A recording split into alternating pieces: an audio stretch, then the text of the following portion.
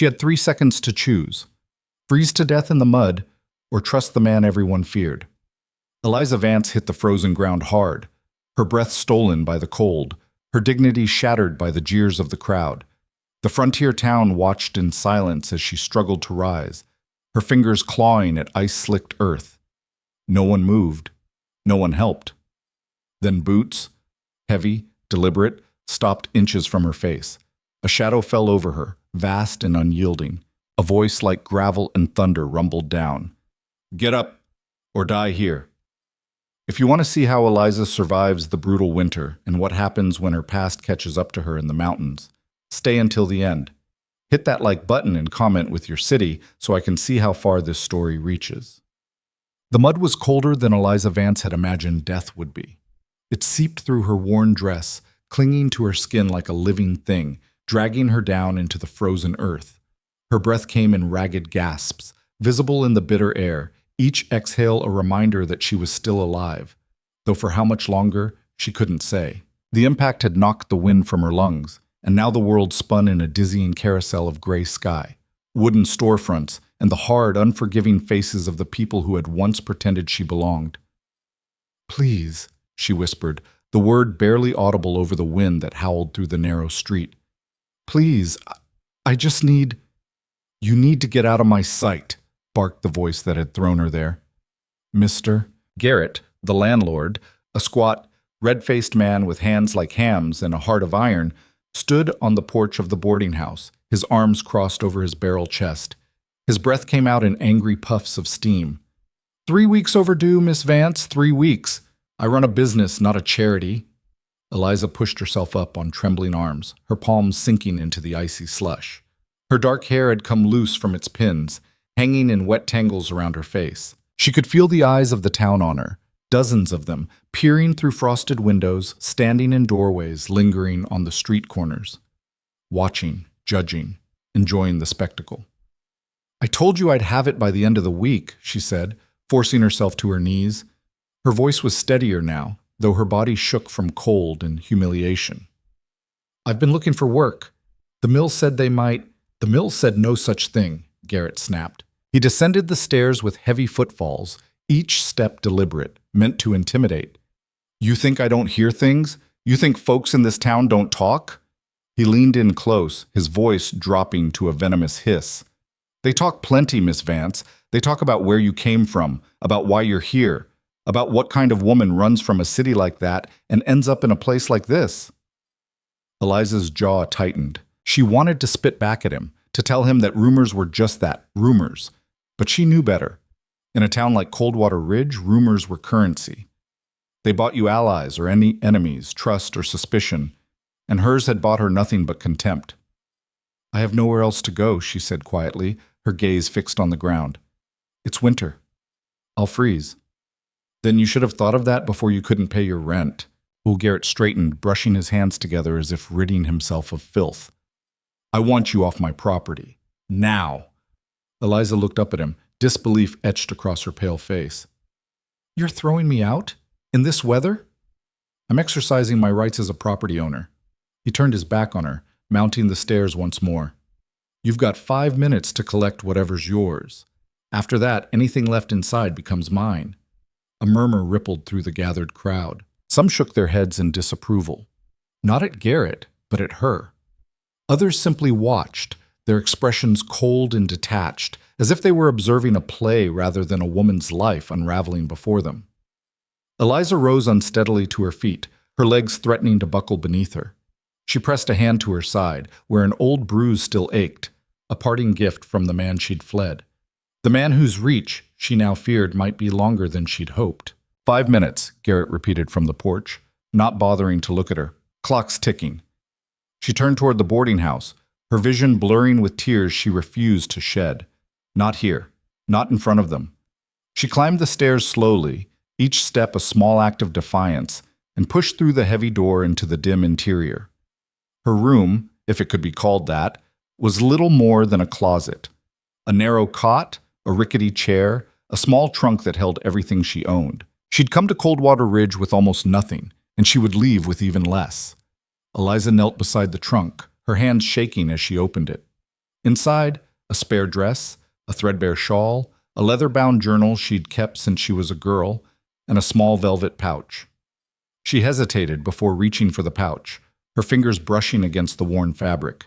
Inside was a ring, gold, delicate, with a small ruby at its center.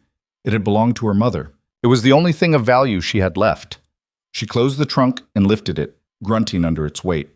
As she stood, she caught her reflection in the cracked mirror on the wall.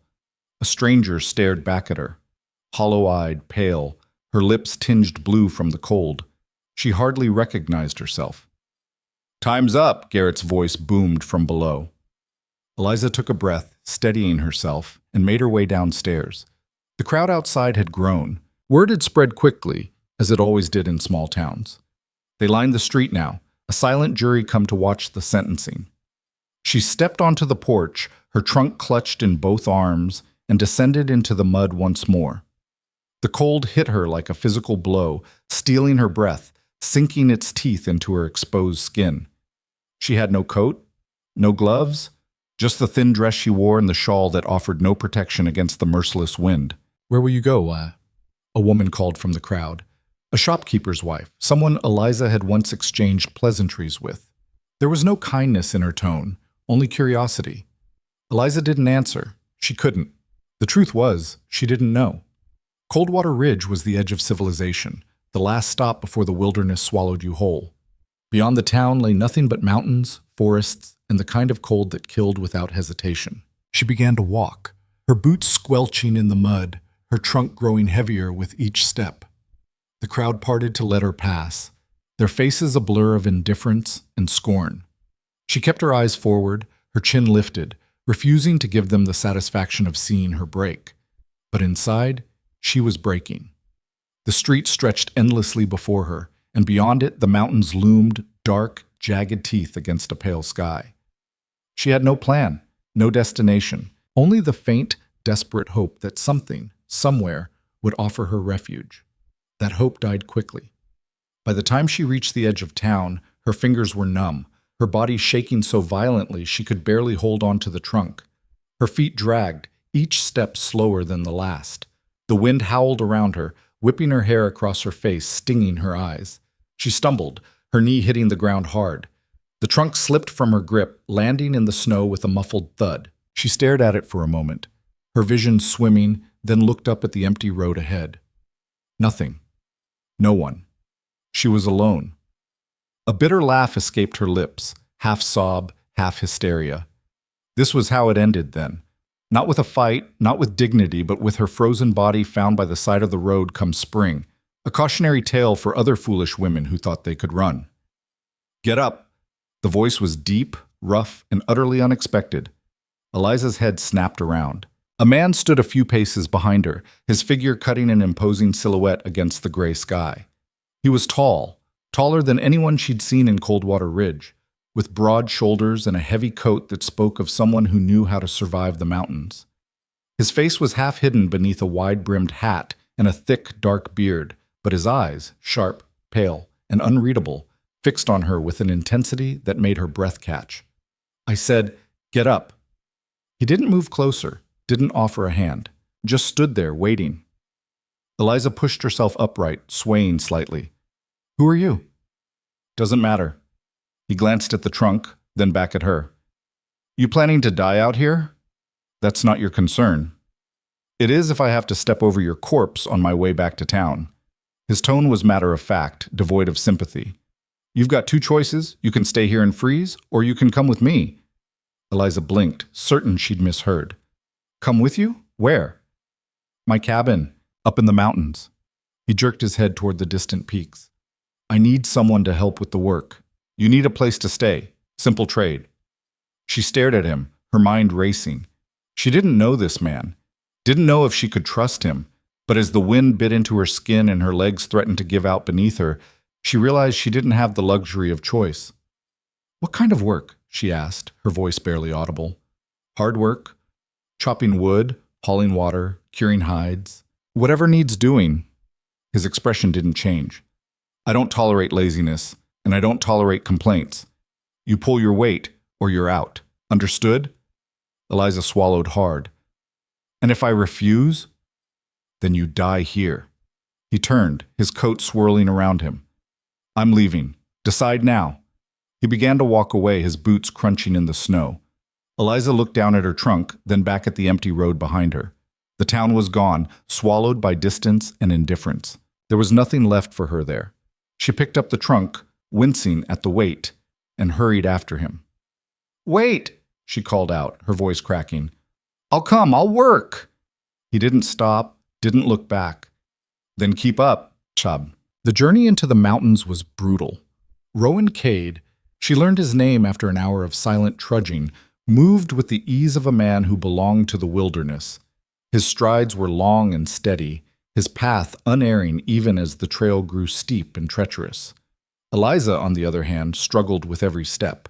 The trunk bit into her arms, her breath came in gasps, and more than once she slipped on the icy ground, barely catching herself before she fell.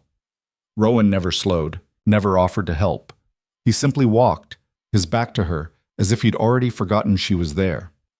"How much farther?" she managed to ask after what felt like hours. "Another 2 miles." 2 miles. It might as well have been 20.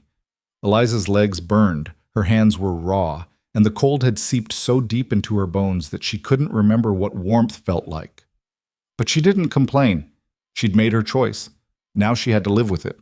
The forest closed in around them, tall pines heavy with snow, their branches creaking in the wind. The air smelled of earth and ice, sharp and clean. It was beautiful, in a harsh, unforgiving way, but beauty offered no comfort when your body was shutting down from exhaustion. Finally, just as the light began to fade, the cabin came into view.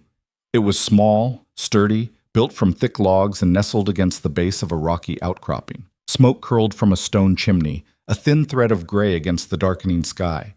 A woodshed stood to one side, stacked high with split logs. Behind the cabin, the mountain rose steeply, its peak lost in clouds. Rowan stopped at the door, glancing back at her for the first time since they'd left town. Inside, warm yourself by the fire. Eliza didn't need to be told twice. She stumbled through the door, dropping her trunk just inside, and made straight for the hearth. The heat hit her like a wave, and she sank to her knees in front of the flames, holding her hands out to them. Slowly, painfully, feeling began to return to her fingers. The cabin was sparse but functional. A single room with a bed in one corner, a rough-hewn table and chairs, shelves lined with jars and supplies. Animal hides hung from the walls, and the scent of wood smoke and leather filled the air. It was a place built for survival, not comfort. Rowan entered behind her, closing the door with a solid thunk. He shrugged off his coat, hanging it on a peg, then moved to the stove where a pot simmered. "You'll sleep there."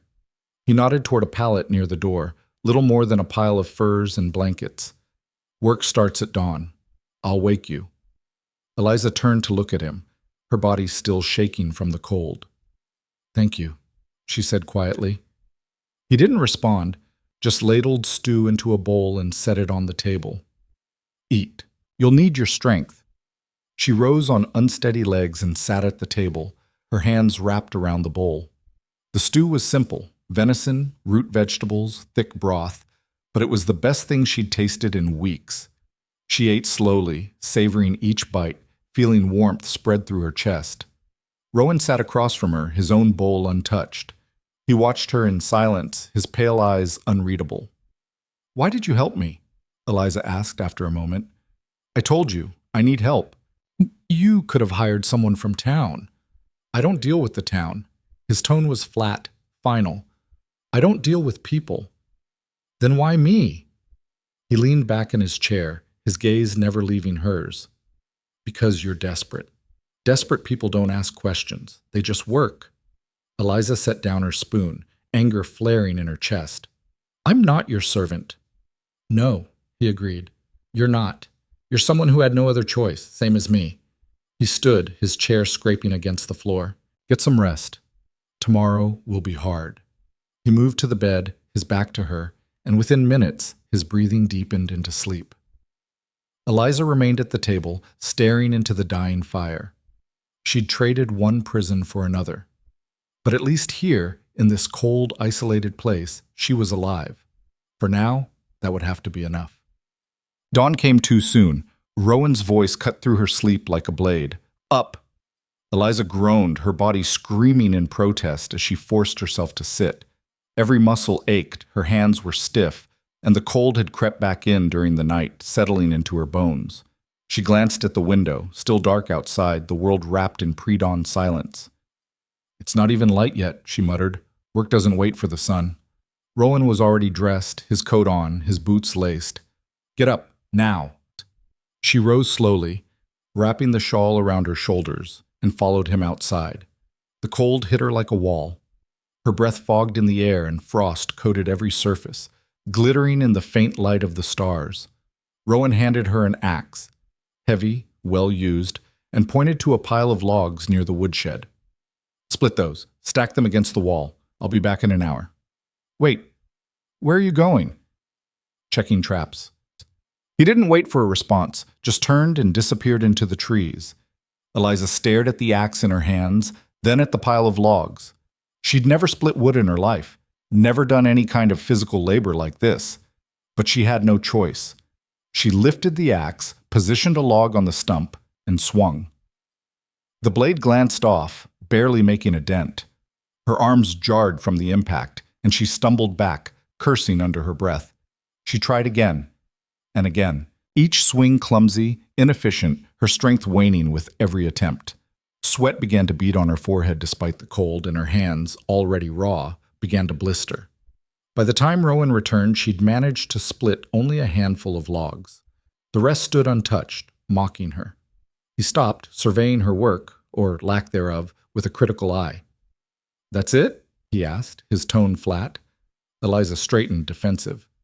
"I've never done this before." "Then you'll learn." He took the axe from her hands, positioned a log, and brought the blade down in one swift, powerful motion. The wood split cleanly in two. "Like that. Watch the grain. Use your hips, not just your arms, and don't stop until the pile's done." He handed the axe back and walked away. Eliza wanted to scream, wanted to throw the axe into the snow and march back down the mountain.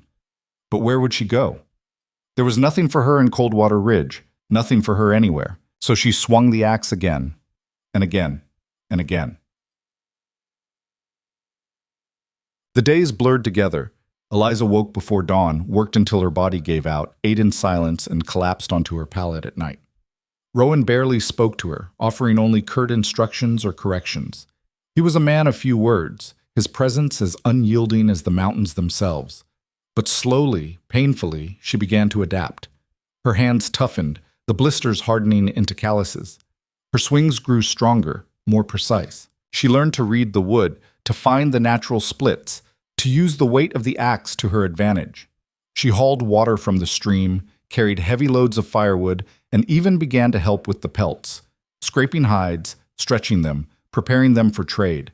It was brutal work, exhausting. But it was also honest. No one here cared about her past, about the rumors that had followed her to Coldwater Ridge. Rowan didn't ask questions, and she didn't offer answers. For the first time in months, she felt safe. One evening, as they sat by the fire after supper, Eliza broke the silence. "Why do you live up here?" she asked, her voice tentative. "Why not in town?" Rowan didn't look up from the knife he was sharpening. "Town's full of people. Most people like being around others. I'm not most people." Eliza waited, sensing there was more. After a long pause, he continued, his voice low. "Had a family once. Wife. Daughter.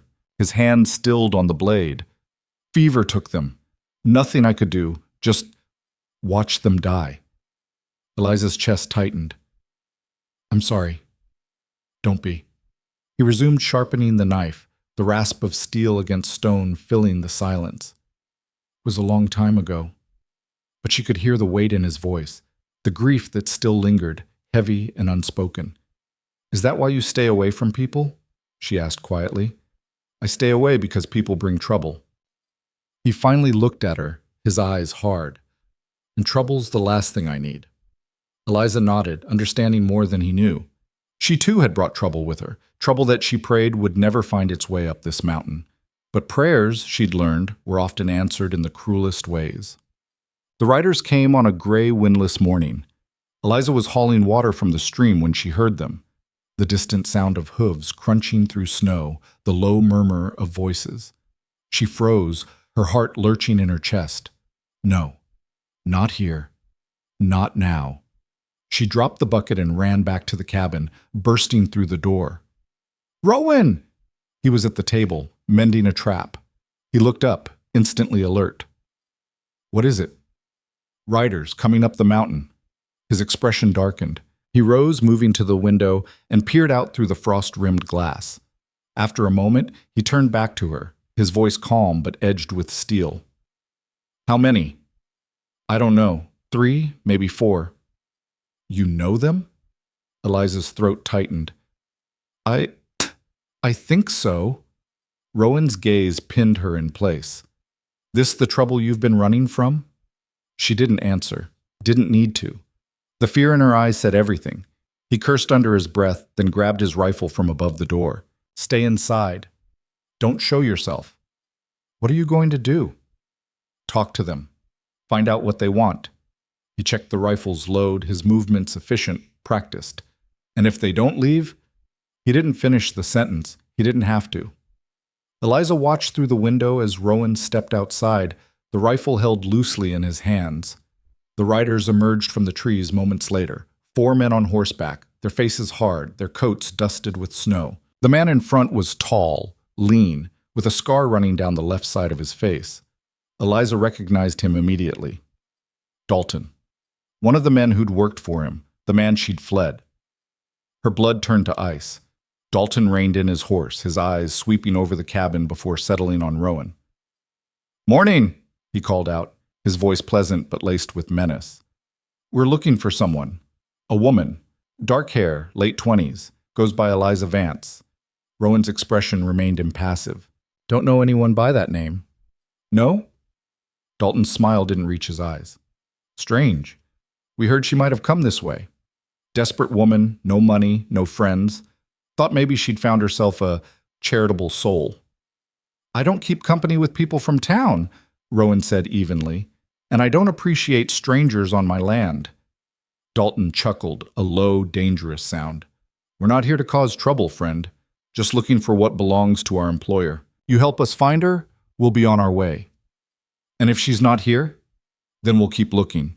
Dalton's gaze shifted to the cabin, lingering on the windows. "But if we find out you've been lying," Rowan's grip on the rifle tightened. "I think it's time you left." Dalton studied him for a long moment, his expression unreadable. Then he nodded slowly. "Fair enough, but we'll be back. And next time, we won't be so polite." He wheeled his horse around and the riders followed, disappearing back into the trees. Rowan stood motionless, watching until the sound of hooves faded completely. Then he turned and walked back into the cabin. Eliza was sitting at the table, her face pale, her hands trembling. "They'll be back," she whispered. Rowan set the rifle down, his jaw tight. "Yes, they will. I should leave. You'll freeze to death before you make it halfway down the mountain." He pulled out a chair and sat across from her. "Start talking. Who are they? What do they want?" Eliza closed her eyes, her voice barely audible. "The man they work for, his name is Victor Hale. He's powerful, connected. I was supposed to marry him." "Supposed to?" "I ran." She looked up, her eyes glistening with unshed tears. "He's not a good man, Rowan. He hurt me, controlled me. I couldn't stay. So I took what little I had and I ran." But Rowan's expression didn't change, but something flickered in his eyes, something dark and dangerous. "And now he wants you back. He wants to make an example of me." Eliza's voice broke. "He won't stop. He'll send more men. Then we stop them." Rowan's voice was hard, final. "This is my mountain, my home, and I don't let anyone take what's mine." Eliza stared at him, stunned. "Why would you risk that? You don't even know me." Rowan leaned back, his gaze steady. "No, but I know what it's like to lose everything, and I'll be damned if I let it happen again." Outside, the wind picked up, howling through the trees. The mountains, vast and indifferent, held their breath. and somewhere in the distance the riders regrouped, preparing for their return. The fragile peace Eliza had found was over. The war had just begun. The silence that followed the riders' departure was heavier than any Eliza had known. It pressed down on the cabin like the weight of the snow-laden pines outside, thick and suffocating. Rowan stood by the window, his rifle still in hand, his eyes scanning the tree line as if he could see through the dense forest to where Dalton and his men had vanished. The tension in his shoulders spoke of a man preparing for war, not hoping for peace.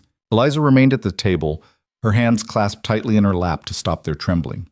She wanted to speak, to apologize, to explain that she'd never meant to bring danger to his doorstep. But the words lodged in her throat, useless and inadequate. What could she possibly say that would make this right? Finally, Rowan turned from the window. His expression was unreadable, carved from the same granite as the mountains themselves. "How long have you been running?" "6 months," Eliza said quietly.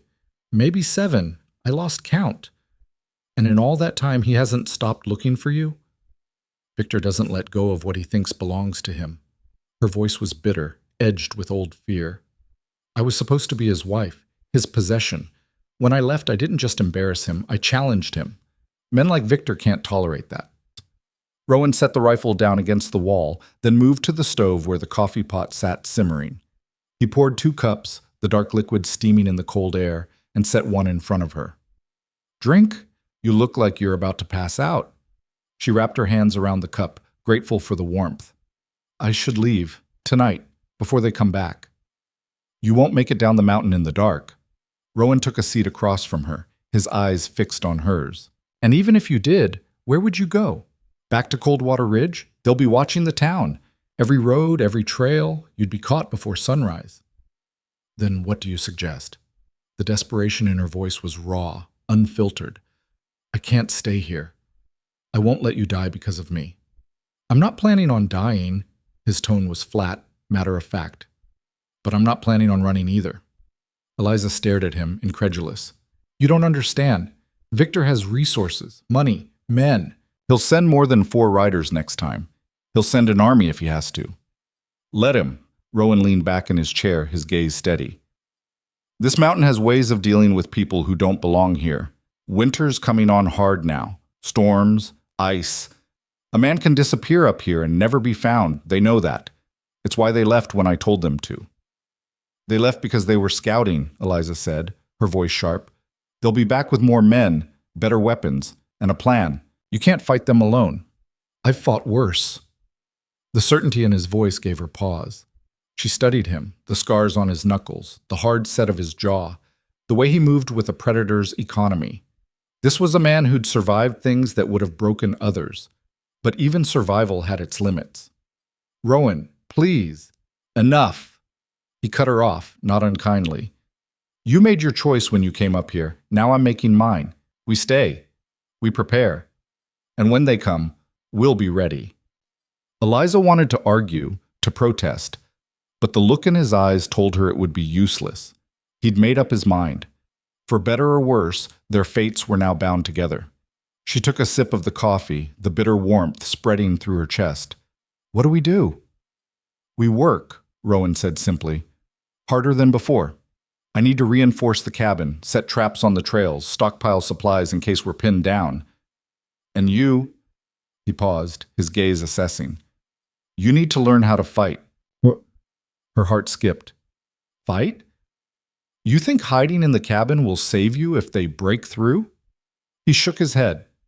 "If it comes to that, you'll need to defend yourself. I can teach you, but you have to be willing to do what's necessary. No hesitation, no mercy." Eliza swallowed hard. The thought of holding a weapon, of actually using it against another person, made her stomach churn. But the alternative, being dragged back to Victor, broken and humiliated, was far worse. "Teach me," she said, her voice barely above a whisper. Rowan nodded once, a grim acknowledgement. "We start tomorrow." That night, Eliza lay awake on her pallet, staring at the ceiling. The fire had burned down to embers, casting flickering shadows across the rough-hewn logs.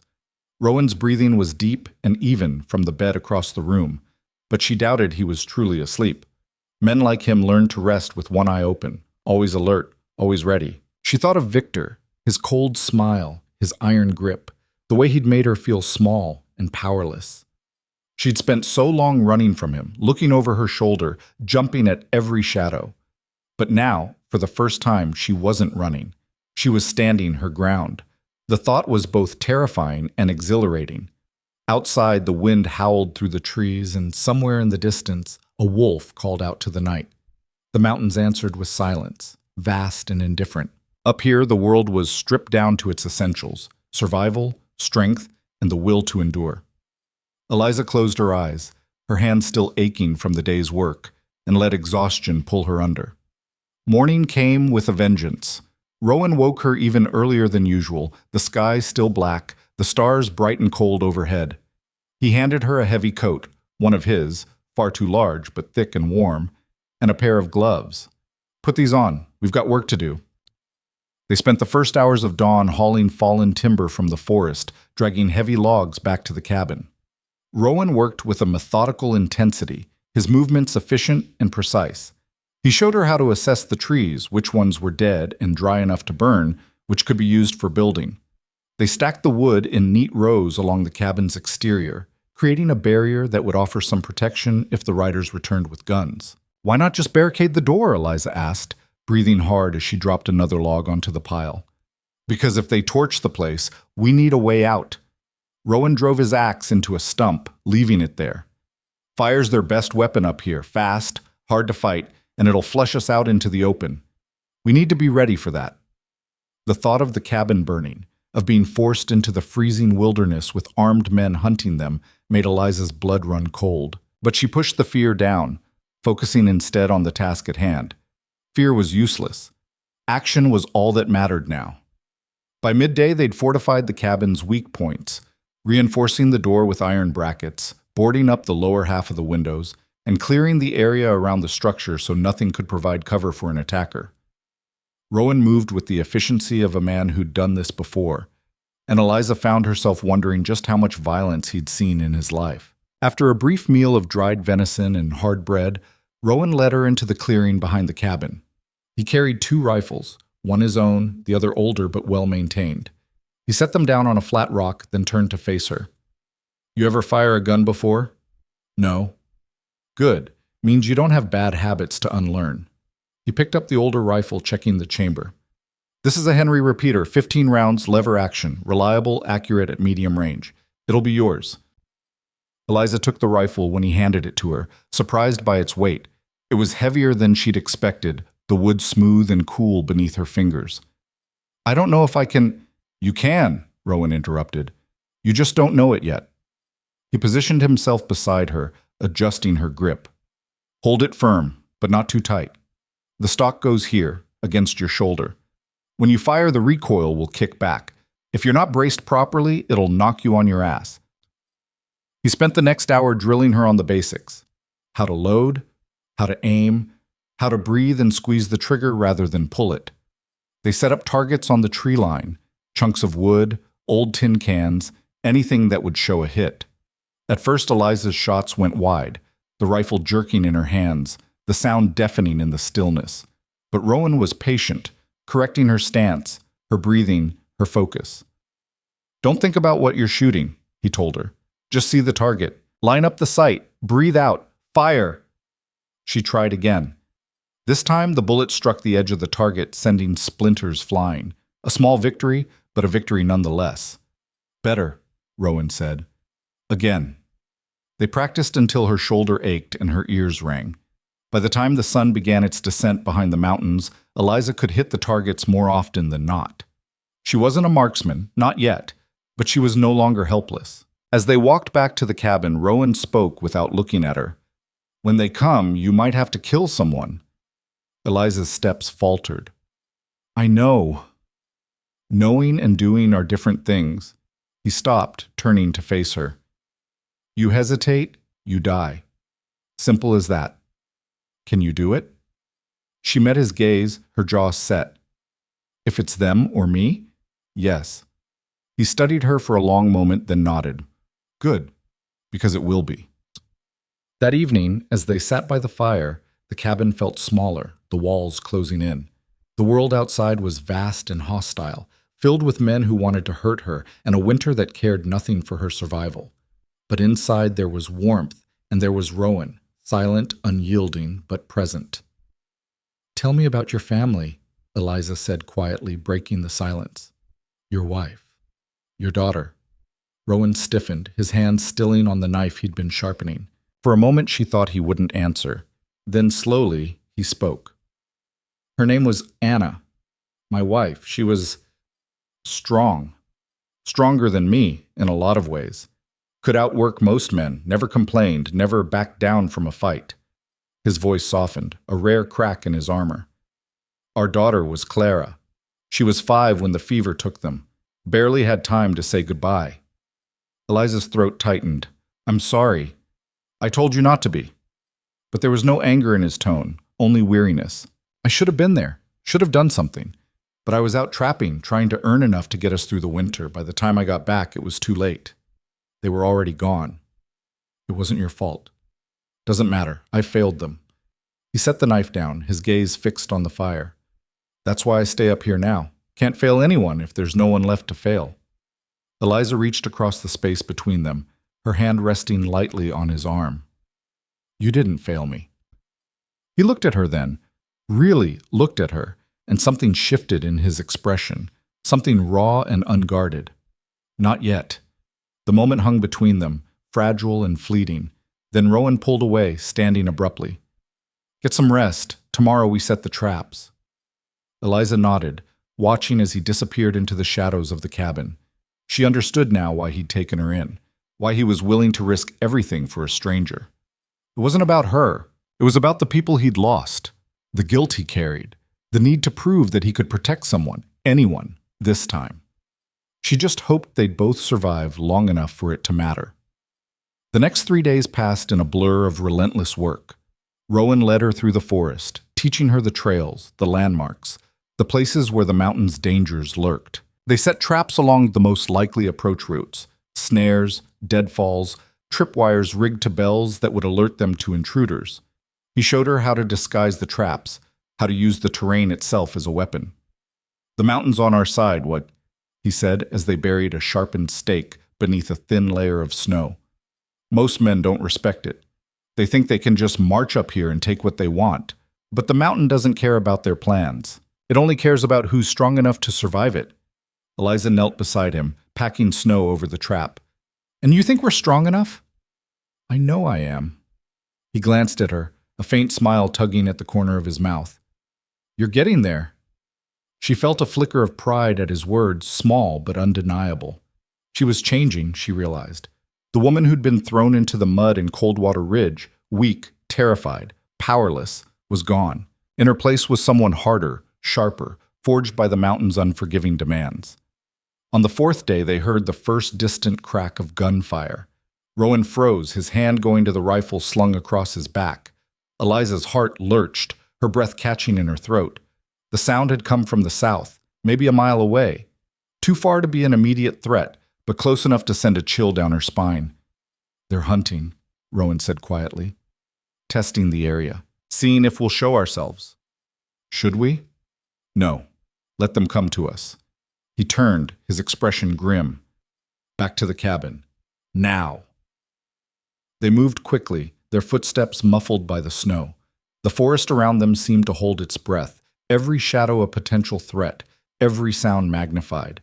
By the time they reached the cabin, Eliza's nerves were frayed, her pulse pounding in her ears. Rowan bolted the door behind them, then checked the windows, the rifle, the ammunition. "They'll come tonight," he said. "Or tomorrow. But they'll come." Eliza nodded, her hand shaking as she picked up her own rifle. "What do we do?" "We wait. And when they show themselves, we make them regret it."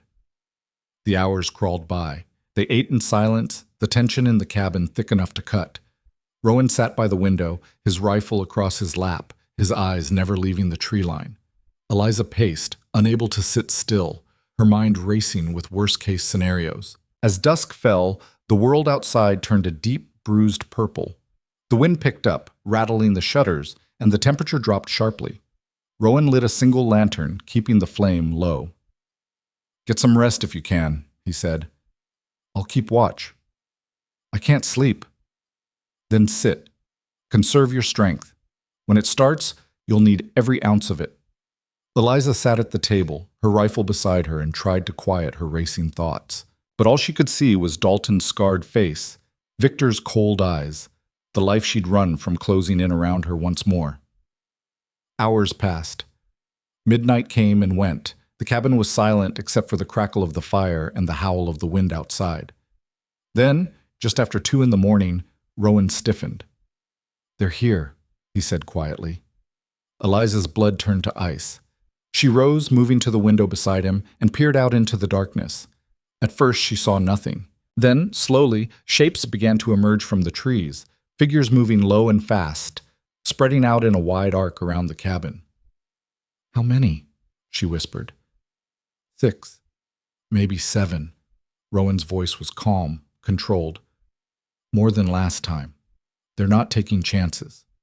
One of the figures called out, his voice carrying across the clearing. "Rowan Cade!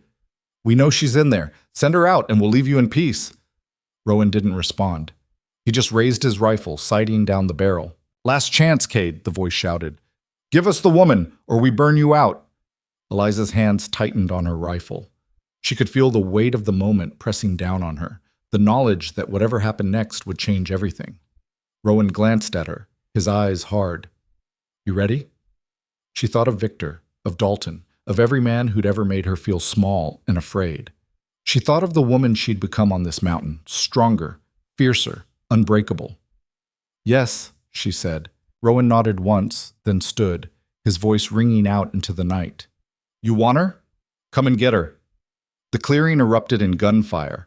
Bullets slammed into the cabin's walls, shattering glass, splintering wood.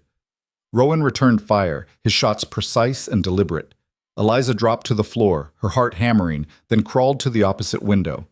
She raised her rifle, her hand shaking, and peered out into the chaos. A figure darted between the trees. She aimed, breathed, and fired. The rifle kicked hard against her shoulder, the sound deafening. The figure stumbled, then fell. She'd hit him. Her first kill. There was no time to process it, no time to feel anything. Another figure appeared, and she fired again, and again. The world narrowed to the rifle in her hands, the targets in her sights, the desperate need to survive. Rowan shouted something, but she couldn't hear him over the roar of gunfire. Smoke filled the cabin, acrid and choking. One of the attackers hurled a torch through the broken window, and flames leapt up along the far wall. "Eliza!" Rowan's voice cut through the chaos. "We have to move, now!" She turned, saw him kicking open the back door, and ran. They burst out into the freezing night, the cabin already engulfed in flames behind them. Gunfire followed them, bullets whipping through the air, but they didn't stop. They plunged into the forest, the darkness swallowing them whole, and ran as if the devil himself were at their heels.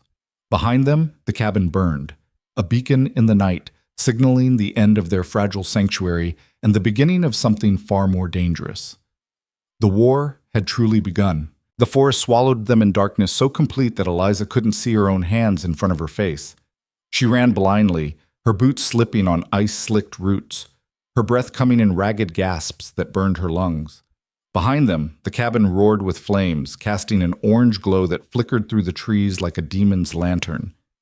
Shouts echoed through the night, punctuated by gunfire that cracked sharp and violent against the mountain's silence. Rowan's hand clamped around her wrist, yanking her sideways just as a bullet whined past where her head had been. "This way! Stay low!" She stumbled after him, her rifle clutched awkwardly in her free hand, her heart hammering so hard she thought it might burst through her ribs. The snow beneath her feet was deep here, slowing their progress, each step a battle against the mountain's resistance. Her lungs screamed for air, her legs burned with exhaustion, but she didn't stop. Couldn't stop. Behind them, the voices were getting closer. "There! I saw movement! Spread out! Don't let them reach the high ground!" Rowan veered sharply left, pulling her into a dense thicket of pines. Branches tore at her face and clothes, but the cover was thick enough to hide them. He pressed her flat against a massive trunk, his body shielding hers, one hand clamped over her mouth to muffle her gasping breaths. His own breathing was controlled, deliberate, the breathing of a predator waiting for prey to pass.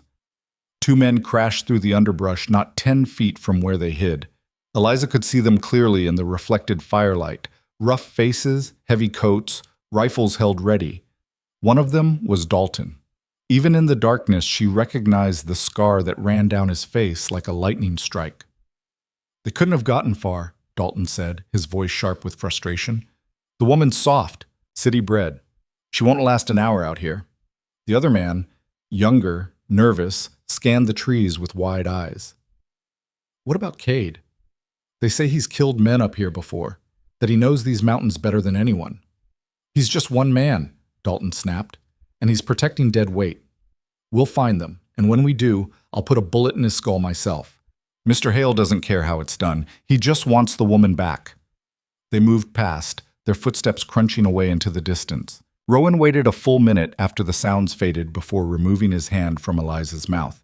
She sagged against the tree, her whole body trembling. "We can't keep running," she whispered. "They'll track us. They'll follow us exactly where I want them to go." Rowan's voice was cold, calculated. "This mountain's my home. They're walking into my trap. They just don't know it yet."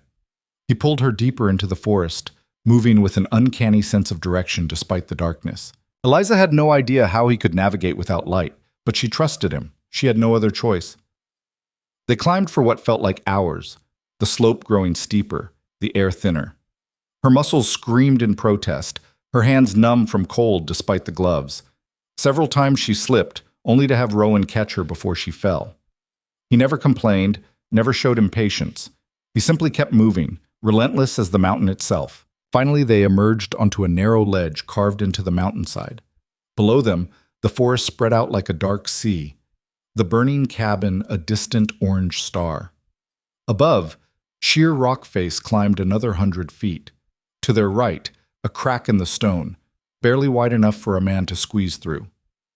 "In there," Rowan said, guiding her toward the opening. Eliza hesitated. The crack looked like the mouth of some ancient beast, dark and foreboding. "What is it?" "A cave. I use it for storage sometimes. It's hidden, defensible, and it'll keep us out of the wind." He glanced back down the mountain, his expression grim. "They'll search all night, but they won't find this place. Not unless they know where to look." She squeezed through the opening, the stone cold and rough against her shoulders. Inside, the space opened up into a small cavern, barely tall enough to stand in, but wide enough for several people. Rowan followed her in, then began gathering kindling from a pile stored in the corner. "You keep supplies here?" Eliza asked, her voice echoing slightly off the stone walls. "I keep supplies everywhere." He struck flint against steel, sending sparks into the kindling until a small flame caught. The firelight pushed back the darkness, revealing stacks of blankets, dried food, ammunition, and medical supplies. "Learned a long time ago that you never know when you'll need to disappear." Eliza sank onto a blanket, her legs finally giving out. The adrenaline that had kept her moving was draining away, leaving behind a bone-deep exhaustion and a trembling she couldn't control. She looked down at her hands and saw they were covered in soot and blood. Whether hers or someone else's, she couldn't tell. "I killed someone," she said quietly. The words felt surreal, distant, as if someone else were speaking them. Rowan glanced at her as he fed the fire. "You defended yourself. There's a difference." "Is there?" She met his eyes, searching for judgment but finding only understanding. "I saw him fall. I watched him. Stop." Rowan's voice was firm, but not unkind. He moved to sit beside her, close enough that she could feel the warmth radiating from his body. "Listen to me. What you did tonight, that was survival, pure and simple. You think those men would have shown you mercy if they'd caught you? You think they would have hesitated before putting a bullet in your skull or dragging you back to Hale?" "No," she whispered. "Then don't waste your guilt on them. Save it for something that matters." He pulled a canteen from his pack and handed it to her. "Drink, you're in shock." She took the canteen with shaking hands and drank deeply. The water was ice cold, but it helped clear her head, grounding her in the present moment. When she lowered it, she found Rowan watching her with an expression she couldn't quite read. "You did good tonight," he said. "Better than I expected." "I was terrified." "Fear's not weakness, it's fuel. You used yours to stay alive. That takes strength most people don't have." He reached out, his rough fingers brushing a cut on her temple that she hadn't even realized was there. "You're bleeding." "It's nothing. It's something if it gets infected." He retrieved a cloth and a bottle of whiskey from the medical supplies, then dampened the cloth. "This is going to sting." The alcohol burned like fire against the wound, and Eliza hissed through her teeth, but she didn't pull away. Rowan worked with surprising gentleness, cleaning the cut with careful precision. This close, she could see the lines around his eyes, the silver threaded through his dark beard, the scar that ran along his jawline. He was a man marked by violence and loss, yet his touch was tender. "Why are you doing this?" she asked softly. "Really? You could have let me freeze in the street, could have turned me over to them. Instead, you risked everything." Rowan's hands stilled. For a long moment, he said nothing, his gaze fixed on the cloth in his hands. When he finally spoke, his voice was rough with emotion he usually kept locked away. "I told you I had a family. What I didn't tell you is that they died because I wasn't there to protect them. I was so focused on providing, on making sure we'd survive the winter, that I left them alone when they needed me most." He looked up, his pale eyes haunted. "I swore I'd never let that happen again. That if I ever had the chance to protect someone, I wouldn't run. I wouldn't fail." Eliza's throat tightened. "I'm not your wife, or your daughter." "No, but you're someone who needed help, and I was there to give it. Maybe that doesn't fix what I did. Maybe nothing can. But it's something." He set the cloth aside and stood, moving back to the fire. "Get some rest. We'll wait here until dawn, then move to higher ground. They'll expect us to run down the mountain back toward town. We're going to do the opposite." "Higher ground? But that's deeper into the wilderness. I know. It's also harder terrain, fewer approach routes, and better defensive positions." He checked his rifle, his movements automatic, practiced. "We're done running, Eliza. From here on out, we fight on our terms." She lay down on the blanket, pulling another over herself for warmth. The fire crackled softly, casting dancing shadows on the cave walls. Despite everything, the fear, the violence, the uncertainty, she felt something she hadn't felt in months. Hope. Not the naive hope of rescue or escape, but the fierce, defiant hope of someone who'd decided to stand and face whatever came. Outside, the wind howled, and somewhere in the distance, men hunted for them in the darkness. But here, in this hidden sanctuary carved into the mountain's heart, they were safe. For now. Dawn came gray and cold, the pale light filtering through the cave entrance like smoke. Eliza woke to find Rowan already up, his rifle disassembled on a flat rock as he cleaned each piece with methodical care. The fire had burned down to embers, and their breath misted in the frigid air. "How long was I asleep?" she asked, her voice hoarse. 4 hours. Maybe 5. He didn't look up from his work. "Eat something. We leave in 20 minutes." She forced herself to sit up, every muscle protesting the movement. Her body felt like it had been beaten with hammers, and the cut on her temple throbbed with each heartbeat. But she was alive, and that was more than she'd expected when the shooting started. The dried venison and hardtack Rowan handed her tasted like sawdust, but she ate it anyway, washing it down with more water from the canteen. As she ate, she watched him reassemble the rifle with practiced efficiency, each piece clicking into place with satisfying precision. "You were a soldier," she said. It wasn't a question. "Long time ago." He worked the lever action, checking the mechanism. "Before Anna, before the mountain. Feels like a different life now." "Is that where you learned to fight? To survive?" "Learned to kill, mostly. Survival came later after I realized killing wasn't enough." He finally looked at her, his expression unreadable. "War teaches you that death's easy. It's living that's hard." Before she could respond, a sound echoed up from below, distant but distinct.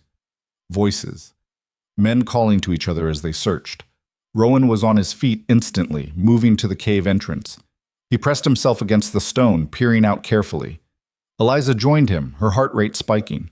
Below, spread out across the mountainside, she could see them. At least a dozen men, maybe more, combing through the forest in a loose formation. They moved methodically, checking every shadow, every hiding place. Even from this distance, she could see the glint of weapons in the morning light. "They brought reinforcements," Rowan muttered. "Hale must have sent word to every gun for hire within 100 miles. Can we get past them? Not down, but up. He studied the terrain above them, his eyes narrowing. There's a high pass about 2 miles from here. Narrow, treacherous, but if we can reach it before they spot us, we can lose them in the upper ranges. And if they follow us there? A grim smile tugged at the corner of his mouth. Then the mountain does our work for us. Most of those men are lowlanders. They don't know how to move in terrain like this. They'll be slow, clumsy. We'll have every advantage.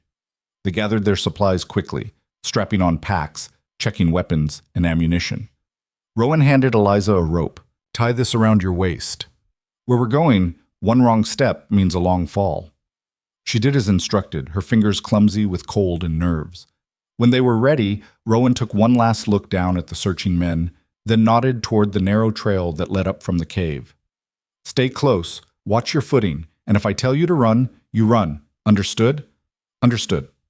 They climbed. The trail, if it could even be called that, was little more than a series of handholds and narrow ledges carved into the rock face by centuries of wind and ice. The drop to their right was dizzying, hundreds of feet of empty air that ended in jagged boulders. Eliza kept her eyes fixed on Rowan's back, refusing to look down, focusing only on the next handhold, the next step. The rope between them grew taut as he climbed ahead, testing each hold before trusting his weight to it. Once a chunk of stone broke free under his hand, tumbling down into the void. Eliza's heart stopped, but Rowan simply found another hold and kept moving, calm and steady as if they were taking a stroll through a meadow rather than scaling a cliff face. An hour into the climb, they heard the shout from below. Someone had spotted them. There! On the north face! Gunfire erupted, bullets ricocheting off the stone around them. Chips of rock exploded mere inches from Eliza's head, and she pressed herself flat against the cliff, her breath coming in panicked gasps. Don't stop! Rowan shouted. Keep moving! She forced her trembling legs to obey, reaching for the next hold, pulling herself up even as bullets whined past. The rope between them jerked as Rowan climbed faster, and she scrambled to keep pace. Her arms burned, her fingers screamed in protest, but the alternative was a bullet in the back or a fall to her death. More gunfire, more shouts, but they were climbing into mist now, a thick fog that rolled down from the peaks, swallowing them in its cold embrace. The shots became less frequent, less accurate, until finally they stopped altogether. They crested the ridge and collapsed onto solid ground, both gasping for air. Eliza's hands were bleeding, her nails torn, but they'd made it. She rolled onto her back, staring up at the gray sky, and laughed. A wild, slightly unhinged sound that she couldn't contain. You're insane, she said between gasps. That was insane. Rowan sat up, checking his rifle for damage from the climb. That was necessary, and it bought us time. They'll have to find another way up, and that'll take hours. How long do we have? Not long enough. He stood, offering her his hand. Come on. We need to put more distance between us and them. They moved through the high country, the terrain harsh and unforgiving. Up here the trees were sparse and twisted, sculpted by relentless wind into strange, tortured shapes. The ground was a mix of exposed stone and deep snowdrifts that could swallow a person whole. The air was thin, each breath a struggle, and the cold was so intense it made Eliza's chest ache. But Rowan moved through it all with the confidence of a man born to these heights. He led her along ridgelines so narrow she could see down both sides, across fields of loose scree that shifted treacherously underfoot, through natural corridors carved between towering rock formations. This was his domain, and here he was unbeatable. By midday they reached the pass he'd mentioned, a narrow gap between two peaks, barely wide enough for two people to walk side by side. Beyond it, the mountain dropped away into a series of steep valleys and winding ravines. This is it, Rowan said, surveying the pass with a tactical eye. This is where we make our stand. Eliza looked around, confused. Here? But there's no cover. No, exactly. No cover for them either, and only one way through. He pointed to the narrow passage. They'll have to funnel through there, maybe 2 or 3 at a time. We position ourselves on the high ground. He indicated the rocky outcroppings on either side of the pass, and we pick them off as they come through. They'll be exposed, vulnerable. We'll have every advantage.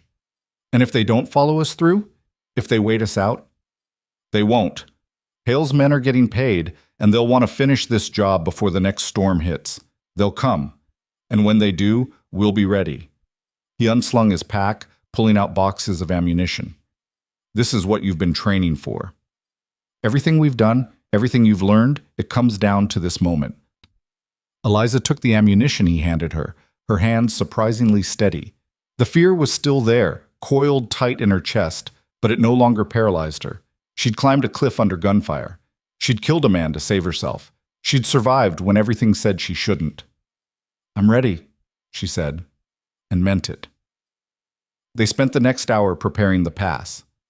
Rowan positioned her on the eastern outcropping, a natural fortress of stone that offered both protection and a clear line of sight. He took the western side, slightly higher, with his more powerful rifle. Between them, the pass lay like a killing ground, stark and unforgiving. "Remember," he called across to her, "wait for my signal. Let them commit to the pass.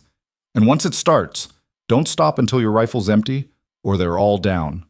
She nodded, settling into her position, her rifle braced against the stone. The waiting was the hardest part. Time stretched and compressed, each minute feeling like an hour. The wind howled through the pass, carrying with it the scent of snow and stone. Above, clouds gathered, dark and heavy, promising a storm. Then she heard them. Voices, echoing off the rocks, growing louder. They were coming. The first man appeared at the mouth of the pass, one of the younger ones, his rifle held ready, his eyes scanning the heights nervously. Behind him, others emerged, spreading out slightly, their formation loose but professional. Dalton was among them, she saw, his scarred face set in grim determination. "There's no other way through," one of the men said, his voice carrying clearly in the thin air. "They had to come this way." "Then we follow," Dalton replied, "and we finish this. Hale's patience is wearing thin, and so is mine." They entered the pass. One man, then two, 3, 4. They moved cautiously, weapons up, eyes searching the rocks above. But they couldn't see the positions Rowan had chosen. The angles were wrong, the shadows too deep. When half the group had committed to the narrow passage, Rowan fired. The shot cracked like thunder and the lead man went down, a red bloom spreading across his chest. For a heartbeat, everything froze.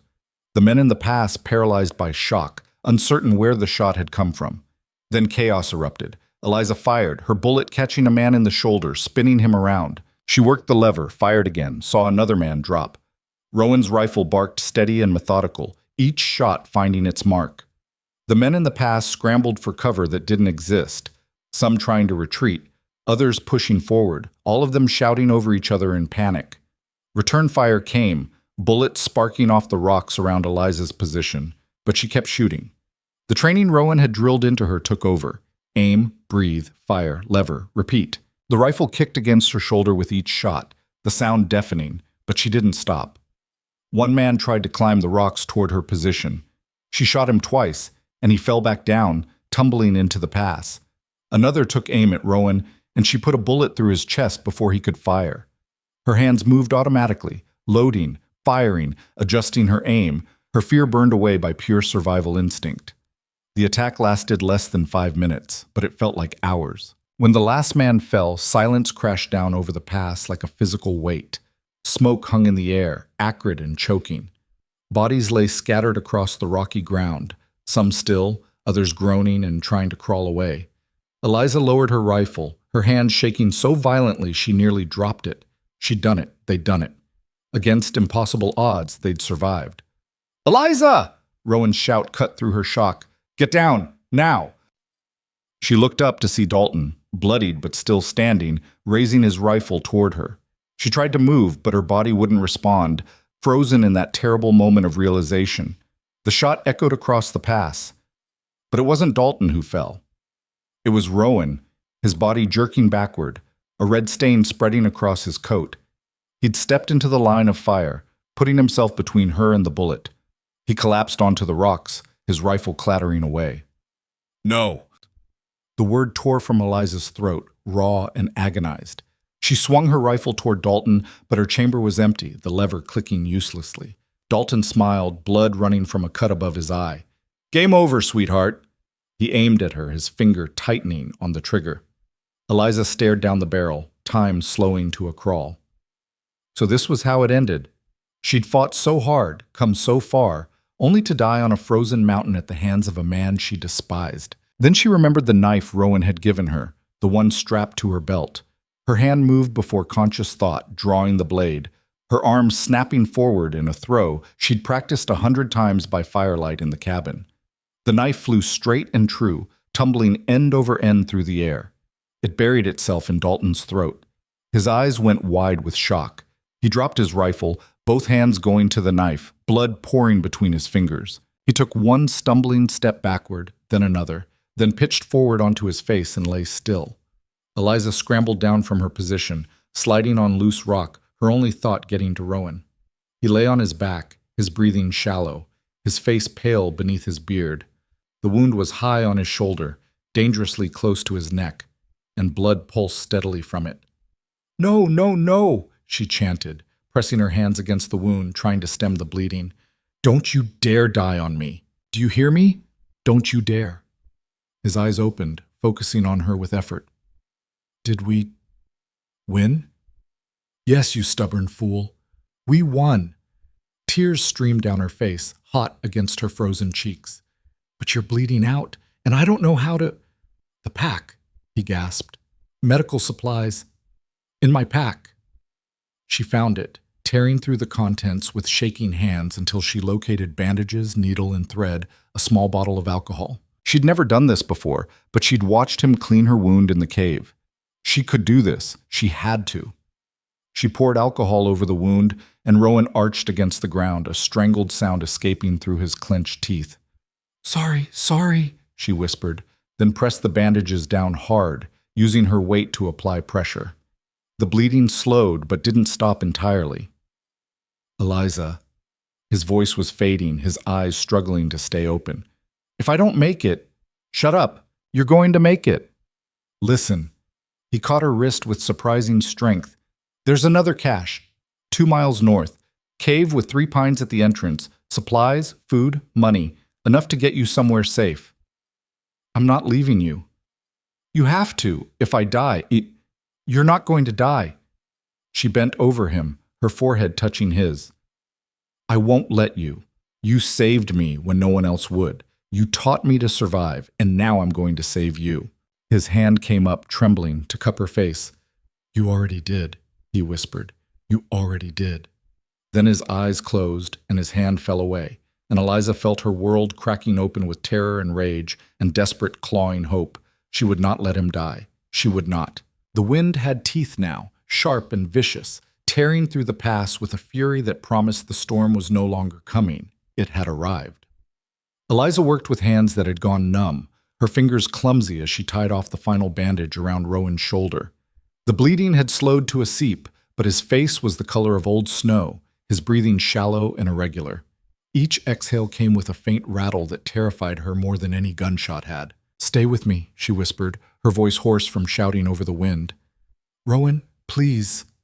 Stay with me." His eyes fluttered, but didn't open. She pressed 2 fingers against his neck, feeling for his pulse. It was there, weak, thready, but present. He was alive. For now.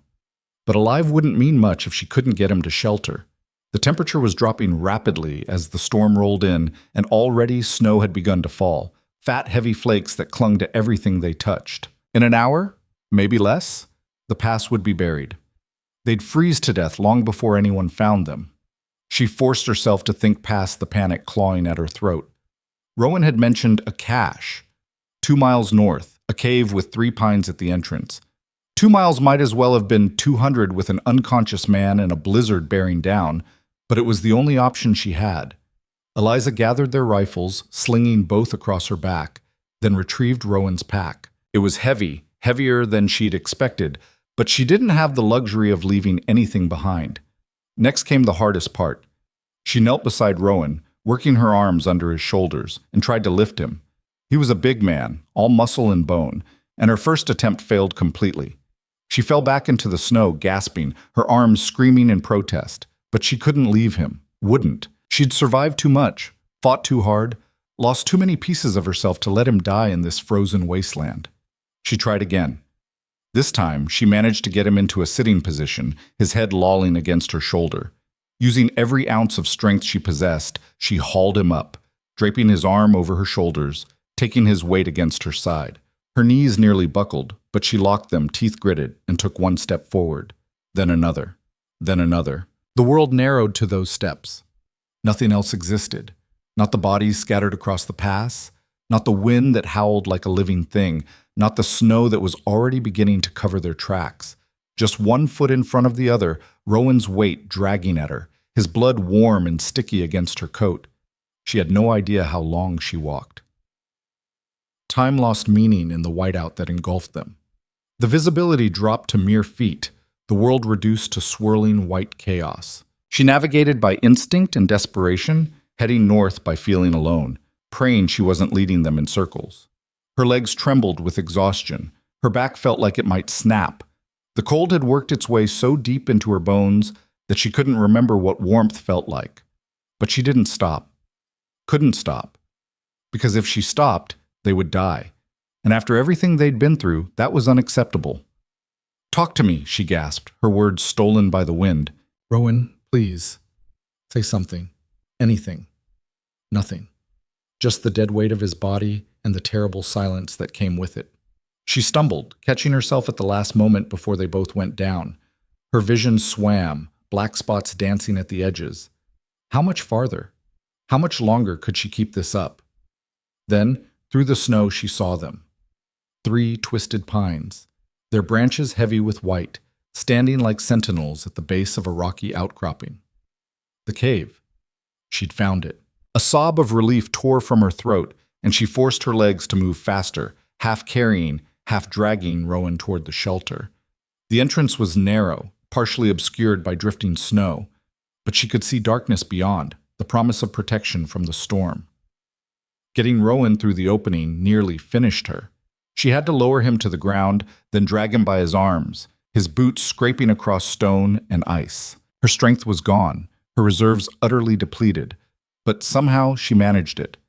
They collapsed together just inside the cave, both of them on the frozen ground, and for a long moment, Eliza simply lay there, her chest heaving, her body screaming, but the storm wouldn't wait for her to recover. Already, snow was beginning to drift into the cave entrance. She forced herself to move, crawling deeper into the darkness, her hands searching. Her fingers found wood, stacked kindling, just as Rowan had said there would be. Matches. A small lantern. With shaking hands, she struck a match. The flame flickered, nearly died, then caught. She lit the lantern, and warm golden light pushed back the darkness, revealing a space not unlike the previous cave, small but functional, stocked with supplies. Blankets, food, water, and most importantly, more medical supplies. She dragged Rowan away from the entrance, positioning him against the back wall where he'd be protected from the wind. Then she set about building a fire. The kindling was dry, thank the mountain, and within minutes she had flames crackling in a small stone ring that had clearly been used many times before. Only when the fire was established did she allow herself to check Rowan's wound. She unwrapped the blood-soaked bandages with trembling fingers, her stomach turning at what she saw. The bullet had gone clean through. That was good. But the wound was angry and inflamed, the edges ragged, and she had no idea if it had hit anything vital. She cleaned it as best she could with water heated over the fire and more of the precious alcohol, then packed it with clean bandages and wrapped it tight. Rowan groaned during the process, a sound that gave her hope even as it broke her heart. Pain meant he was still fighting. When she'd done everything she could for the wound, she wrapped him in every blanket she could find, then lay down beside him, sharing her body heat. The cave was warmer than outside, protected from the wind, but it was still cold enough that their breath misted in the air. She pressed close to him, one arm draped across his chest, feeling the rise and fall of his breathing. "Don't you dare die," she whispered against his shoulder. "Not after everything. Not now." The storm raged outside, the wind howling like a pack of wolves, but inside the cave there was only the crackle of the fire and the sound of 2 people breathing. Eliza closed her eyes, exhaustion finally claiming her, and let the darkness take her down. She woke to the sound of movement. Her eyes snapped open, her hand instinctively reaching for the rifle beside her, but it was only Rowan, awake, trying to sit up, his face twisted in pain. "Don't move," she said, scrambling to his side. You'll tear the stitches. Stitches? His voice was rough, barely audible. You stitched me up? Best I could. I'm not a doctor, but... Her throat tightened. You were bleeding so much, and I didn't know what else to do. He reached up with his good arm, his fingers brushing the bandage at his shoulder. How long was I out?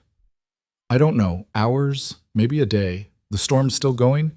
She pressed her hand to his forehead. He was warm, too warm. Fever. You need to rest. You need water, he rasped.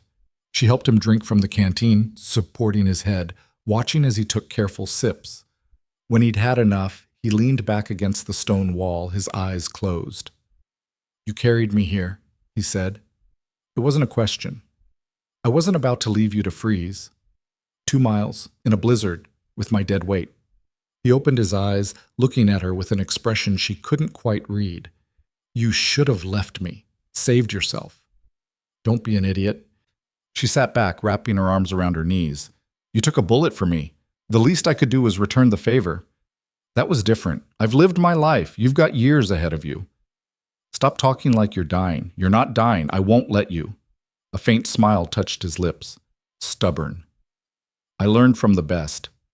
They fell into silence, the only sound the snap and pop of the fire. Outside, the storm continued its assault, but it felt distant now, as if the mountain itself had wrapped protective arms around them. Eliza, Rowan said quietly, about the men in the pass, about Dalton, are you... I'm fine, she cut him off. I did what I had to do. Killing a man up close is different than shooting from a distance. It stays with you. She thought about the knife, the way it had felt leaving her hand, the look in Dalton's eyes as he'd fallen. I know, but he would have killed us both. So yes, it stays with me. But so does this... She gestured between them. You, this, surviving. That stays with me, too. Rowan studied her for a long moment, then nodded. You've changed from the woman I found in the street. Good. That woman was weak. She let people tell her who she was, what she was worth. She ran from everything. Eliza met his gaze steadily. I'm not her anymore. No, he agreed. You're not. Over the next 2 days, the storm raged without mercy. They stayed in the cave, rationing the supplies, keeping the fire fed, and waiting for Rowan's fever to break. It climbed steadily the first night, driving him into delirium. He thrashed and muttered, calling out names, Anna, Clara, fragments of memories that made Eliza's heart ache. She stayed beside him, changing his bandages, forcing water between his cracked lips, bathing his forehead with snow melted over the fire. On the second night, the fever peaked. Rowan's breathing became labored, his skin burning to the touch, and Eliza felt terror close around her throat like a fist. She'd done everything she knew how to do, but it wasn't enough. The infection was winning. No, she said fiercely, gripping his hand. You don't get to leave. Not like this. Fight, damn you. Fight. Whether he heard her or not, she couldn't say. But as dawn broke on the third day, the fever finally began to break.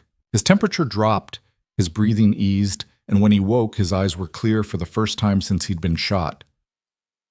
How long? He asked, his voice weak but lucid. 3 days. The storm's finally passing. She helped him sit up, supporting his weight. How do you feel? Like I got shot, he said dryly, but alive, thanks to you. We're not safe yet. Those men, some of them might have survived. And even if they didn't, Victor will send more when they don't report back. Then we can't stay here. Rowan winced as he tried to move his injured shoulder. We need to keep moving. Put more distance between us and anyone looking. You can barely sit up. How are you going to... I'll manage. I've pushed through worse. He met her gaze.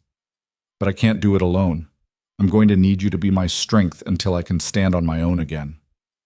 Eliza felt something shift in her chest. A recognition of how far they'd come, how much they'd been through together. They were no longer the desperate woman and the reclusive mountain man. They were partners, equals, survivors. Then we do it together, she said. They left the cave on the morning of the 4th day. The storm had passed, leaving behind a world transformed by snow, pristine, blindingly white, beautiful and deadly in equal measure.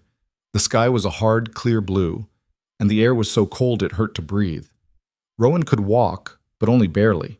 Eliza fashioned a makeshift crutch from a fallen branch, and he leaned heavily on it as they made their way through the deep snow.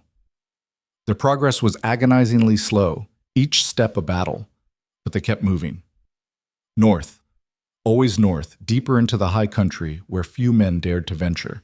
They traveled for 3 days like this, stopping frequently to rest, rationing what little food they had left. Rowan's strength returned gradually, and by the 3rd day he could walk without the crutch, though he still favored his injured side.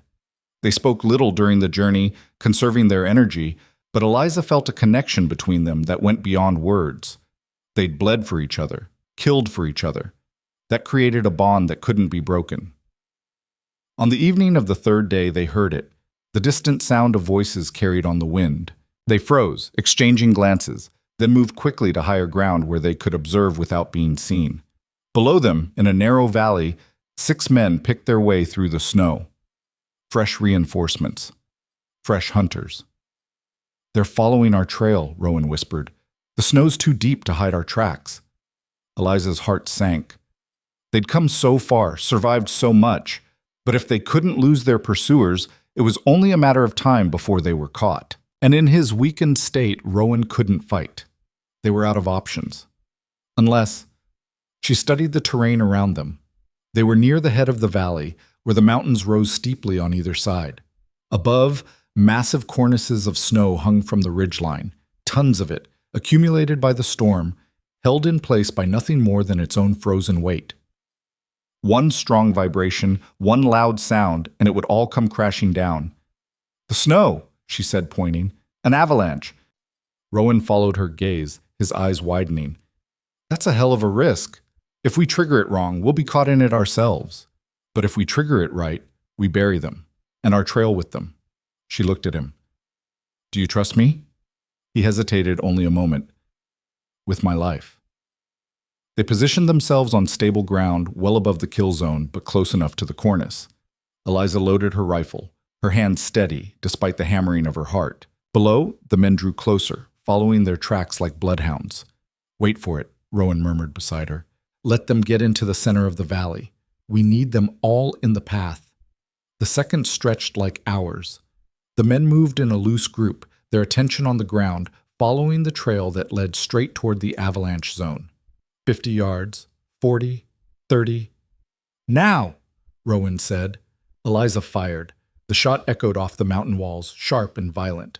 For a heartbeat, nothing happened. Then a crack split the air, loud as thunder, deep as the mountain's bones. The cornice shuddered, groaned, and broke free. The avalanche came down like the wrath of nature itself. Thousands of tons of snow and ice roared down the mountainside, gathering speed, growing larger with each second. The men below had only moments to realize what was happening before the white wall hit them, swallowing them whole, burying them beneath an unstoppable force. The sound was deafening, a continuous roar that shook the very air. Snow exploded into the valley, filling it, transforming it, erasing everything in its path. When it finally stopped, silence rushed back in, profound and absolute. Where 6 men had stood, there was now only an endless field of white. Eliza lowered her rifle, her hands shaking. Did we just... "We survived," Rowan finished quietly. "And they didn't. That's all that matters." They stood there for a long moment, watching the settling snow, the transformed landscape. The valley was unrecognizable now, buried under 20 feet of packed snow and ice. No one would find the bodies until spring, if ever. And their trail, the tracks that had led their hunters straight to them, was gone, as if it had never existed. "We need to keep moving," Rowan said finally, "before anyone else comes looking." But as they turned to leave, a new sound reached them, faint but distinct, the rhythmic thud of horse hooves, jingling of harnesses, and voices calling out in concern.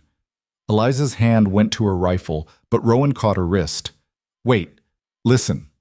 The voices grew clearer. "Hello, is anyone out here? We heard gunfire." That wasn't the voice of a hunter or a hired gun.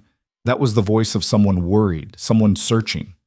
Rowan and Eliza exchanged glances, then carefully made their way down toward the source of the sound. They emerged from behind a stand of pines to find 3 men on horseback, rough-dressed, but with the bearing of honest workers rather than killers. One of them spotted them immediately, his eyes widening. "Good Lord, there are people up here. Are you all right? We heard shooting and thought—" He broke off, taking in their condition, the blood on their clothes, Rowan's obvious injury, the haunted look in both their eyes. "Who are you?"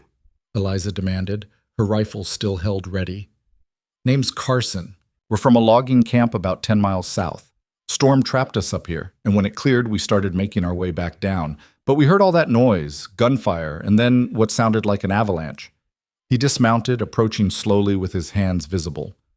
"You folks need help, that much is clear." "Why should we trust you?" Rowan asked, his voice hard.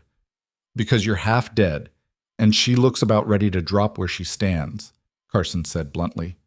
"And because I'm offering. Our camp's got a doctor, real doctor, used to work in the city before he decided he preferred trees to people. He can tend that wound properly." He nodded toward Rowan's shoulder. "We've got food, warm beds, and no love for the kind of men who hunt people through the mountains. We've heard the stories coming out of Coldwater Ridge, about a woman running from Victor Hale, about his men searching the high country." Eliza stiffened. "You know about Hale?" "Everyone knows about Hale. He's poison, and everyone he touches dies or disappears." Carson's expression darkened. "Lost a friend to him once. Man owed him money, couldn't pay. They found what was left of him in the spring thaw. So no, miss, we're not friends of Victor Hale. And if you're running from him, that makes you friends of ours." Rowan studied the man carefully, and Eliza could see him weighing the risks, calculating the odds. Finally, he nodded slowly. "We could use a doctor and food. But if this is a trap, it's not," Carson said firmly. "You have my word. And up here, a man's word is all he's got." Eliza looked at Rowan, seeing her own exhaustion reflected in his eyes. They'd been running for so long, fighting for so long. The thought of safety, real safety, even temporary, was almost too much to hope for. "All right," she said quietly. "We'll come with you." The ride to the logging camp took most of the remaining daylight. Eliza rode behind Carson while Rowan sat with one of the other men, his wounded shoulder braced against the movement of the horse. The trail wound through valleys and over ridges, following routes only locals would know. As they rode, Carson talked, filling the silence with news from the lower country. "Word came through about a week ago. Some kind of scandal in the city. Seems Victor Hale got caught with his hand in the wrong pocket, embezzling from his own investors, bribing officials, all sorts of nasty business. The authorities issued warrants. His empire's crumbling." Eliza's head snapped up. "What? Are you certain?" "Certain as I can be. One of our men went down to town for supplies and heard it from the sheriff himself. Hale's on the run now, same as you were. Difference is, he's got nowhere to hide. Too many people want him dead or in chains." While Carson glanced back at her. "You didn't know?" "We've been in the mountains for weeks. No contact with anyone." Her mind reeled. Victor was finished. The man who'd haunted her nightmares, who'd sent killers after her, who'd made her run until she could barely remember what it felt like to stand still. He was finished. "What about his men?" Rowan asked. "The ones hunting us?" "Dead or disbanded, most like. Once word got out that Hale couldn't pay them, they scattered. No honor among that kind of thief." Carson shook his head. "You two might have been the last ones they were after. And from the look of that valley back there, I'd say they found more than they bargained for." The logging camp appeared as the last light was fading from the sky, a collection of sturdy cabins clustered around a central lodge, wood smoke rising from multiple chimneys, the warm glow of lanterns in windows. It looked like something out of a dream, a place of safety and warmth after so long in the cold. True to Carson's word, they were welcomed without question. The doctor, a grizzled man named Hutchins with steady hands and kind eyes, took charge of Rowan immediately, leading him to a clean room where he could properly examine the wound. Eliza was shown to another cabin, where a woman with a weathered face and gentle manner helped her out of her filthy clothes and into a hot bath. The water was almost painfully hot after so long in the cold, but Eliza sank into it gratefully, feeling weeks of grime and blood and fear wash away. She scrubbed until her skin was raw, washing away the physical marks of their ordeal, though she knew the internal ones would take much longer to fade. Clean clothes were provided, simple but warm, and a meal that made her eyes water with gratitude. fresh bread, hot stew, real coffee. She ate until she thought she might be sick, her stomach unused to so much food after weeks of rationing. Later, when she'd eaten her fill, she found Rowan in the room where Hutchins had been working on him. The doctor had left, and Rowan sat on the edge of a narrow bed, his shoulder properly bandaged now, his face clean of blood and dirt. "How bad is it?" she asked from the doorway. "I'll live. Hutchins says I was lucky. The bullet missed the major vessels. Another inch to the left, and I wouldn't have made it off that mountain." He looked up at her. "Thanks to you." She crossed the room and sat beside him on the bed. "We saved each other. That's how it works." For a long moment, they sat in comfortable silence, two people who'd been through hell together and somehow found their way back. Finally, Rowan spoke. "What will you do now? Hale's finished. You're free to go anywhere, be anyone you want." Eliza considered the question. She thought about the woman she'd been in Coldwater Ridge, frightened, alone, powerless. That woman was truly dead now, buried somewhere on the mountain, along with all the men who'd tried to hunt her down.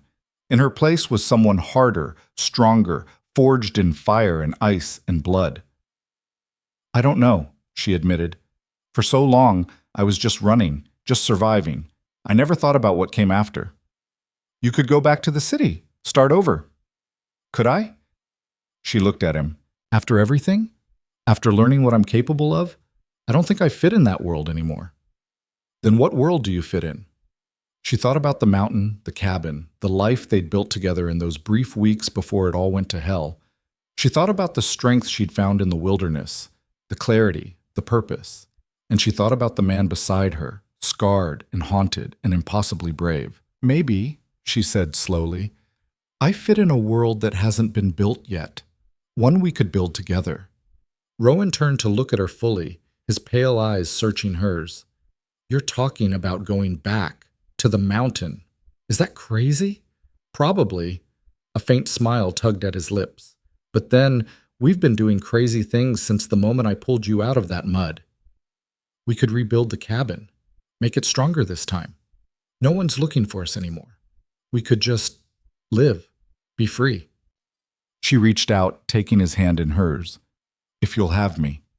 He looked down at their joined hands, scarred and calloused, marked by hard work and harder choices. When he looked back up, something had shifted in his expression. The walls he'd built around himself, the armor he'd worn for so long, had finally cracked open. "I think," he said quietly, "that I'd like that very much." Outside, the wind whispered through the pines, carrying with it the scent of snow and possibility. The mountain waited, patient and eternal, ready to welcome them home. They stayed at the logging camp for 2 weeks while Rowan healed. The men there asked few questions and offered much: warm beds, hot meals, the kind of rough camaraderie that came from people who understood survival wasn't a theory, but a daily practice. Eliza spent her days helping in the cookhouse, mending clothes, and learning the rhythms of camp life. The work was honest and hard, and she found a strange peace in its simplicity. Rowan recovered quickly under Hutchins' care. The doctor changed his bandages daily, checked for infection, and eventually declared him fit enough for light work. Within a week, Rowan was back on his feet, helping with repairs around the camp, his movements still careful but growing stronger each day. The scar on his shoulder would be permanent, Hutchins said, but the muscle would heal. He'd have full use of his arm again, given time. During those 2 weeks, more news trickled in from the lower country. Victor Hale had indeed fallen, and fallen hard. The scandal that Carson had mentioned turned out to be even worse than reported. Hale had been running an elaborate scheme, defrauding investors of hundreds of thousands of dollars while bribing officials to look the other way. When one of his partners turned informant, the whole house of cards collapsed. Warrants were issued, assets were frozen, and Victor Hale, the man who'd once seemed untouchable, fled in the night like a common criminal. He didn't get far. 3 days after the warrants were issued, his body was found in a boarding house in a town 200 miles south. The official report said he'd taken his own life rather than face justice. Some of the men at the camp had darker theories, that his partners had silenced him before he could talk, or that someone he'd wronged had finally caught up to him. Either way, the result was the same. Victor Hale was dead, and with him died the shadow that had been chasing Eliza for more than half a year. When she heard the news, Eliza felt nothing at first. No relief, no joy, no sadness, just a vast, echoing emptiness where fear had lived for so long. She'd spent so much time running from him, hating him, that his death left a strange void. It wasn't until later, sitting alone by the fire in the cabin she'd been given, that the tears came. Not tears of grief, but of release. The chains that had bound her were finally, truly broken. Rowan found her there, her face buried in her hands, her shoulders shaking. He sat beside her without a word, his solid presence an anchor, and waited until the storm passed. When she finally looked up, her eyes red and swollen, he handed her a handkerchief. "It's over," she said, her voice raw. "It's really over." "Yes," he agreed quietly. "It is. I thought I'd feel different, happier maybe, but I just feel empty." "That's normal. You've been carrying that weight so long you don't know what to do without it." He looked at the fire, his expression thoughtful. "But empty isn't bad. Empty means there's room for something new, something better." She wiped her eyes, managing a weak smile. "When did you become a philosopher?" "When I realized I'd found a reason to stop hiding from life." He turned to look at her, his gaze steady and warm. "You did that. You gave me a reason to fight again, to care again." Eliza reached out, taking his hand in both of hers. "You did the same for me. You showed me I was stronger than I ever believed, that I could survive anything if I didn't give up." They sat there as the fire burned low, two people who'd found in each other something neither had been looking for but both desperately needed. When Rowan finally spoke again, his voice was soft but determined. "I meant what I said before, about rebuilding, about going back to the mountain." He squeezed her hand. "But I want to do it right this time. Not just survival, but a real life. A home." "I want that too," Eliza said. "More than anything. Then we'll need supplies, tools, enough to last us through until we're established." He paused. "There's money in one of my caches. Not a lot, but enough. We can buy what we need in Coldwater Ridge." She tensed at the mention of the town. "Coldwater Ridge? You want to go back there? We need to face it sometime. Show them we're not running anymore. Besides, the town owes you an apology, even if they'll never say it out loud." His expression hardened. "They threw you out to die. Now they get to see what you became because of it." The thought was daunting, but also strangely appealing. She'd left Coldwater Ridge as a desperate woman with nothing. She'd return as someone entirely different, someone who'd survived the mountain, fought off killers, and earned her place in this harsh frontier. The idea of walking down that main street again, head held high, filled her with a fierce satisfaction. "All right," she said, "we go back. We get what we need, and then we never have to see that place again." They left the logging camp 3 days later with Carson and 2 of his men as escorts.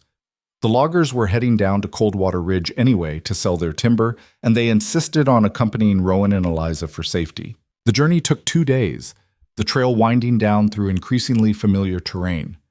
With each mile, Eliza felt her nerves tighten, old memories resurfacing, the cold, the hunger, the humiliation of being thrown into the mud while the whole town watched. But she was different now.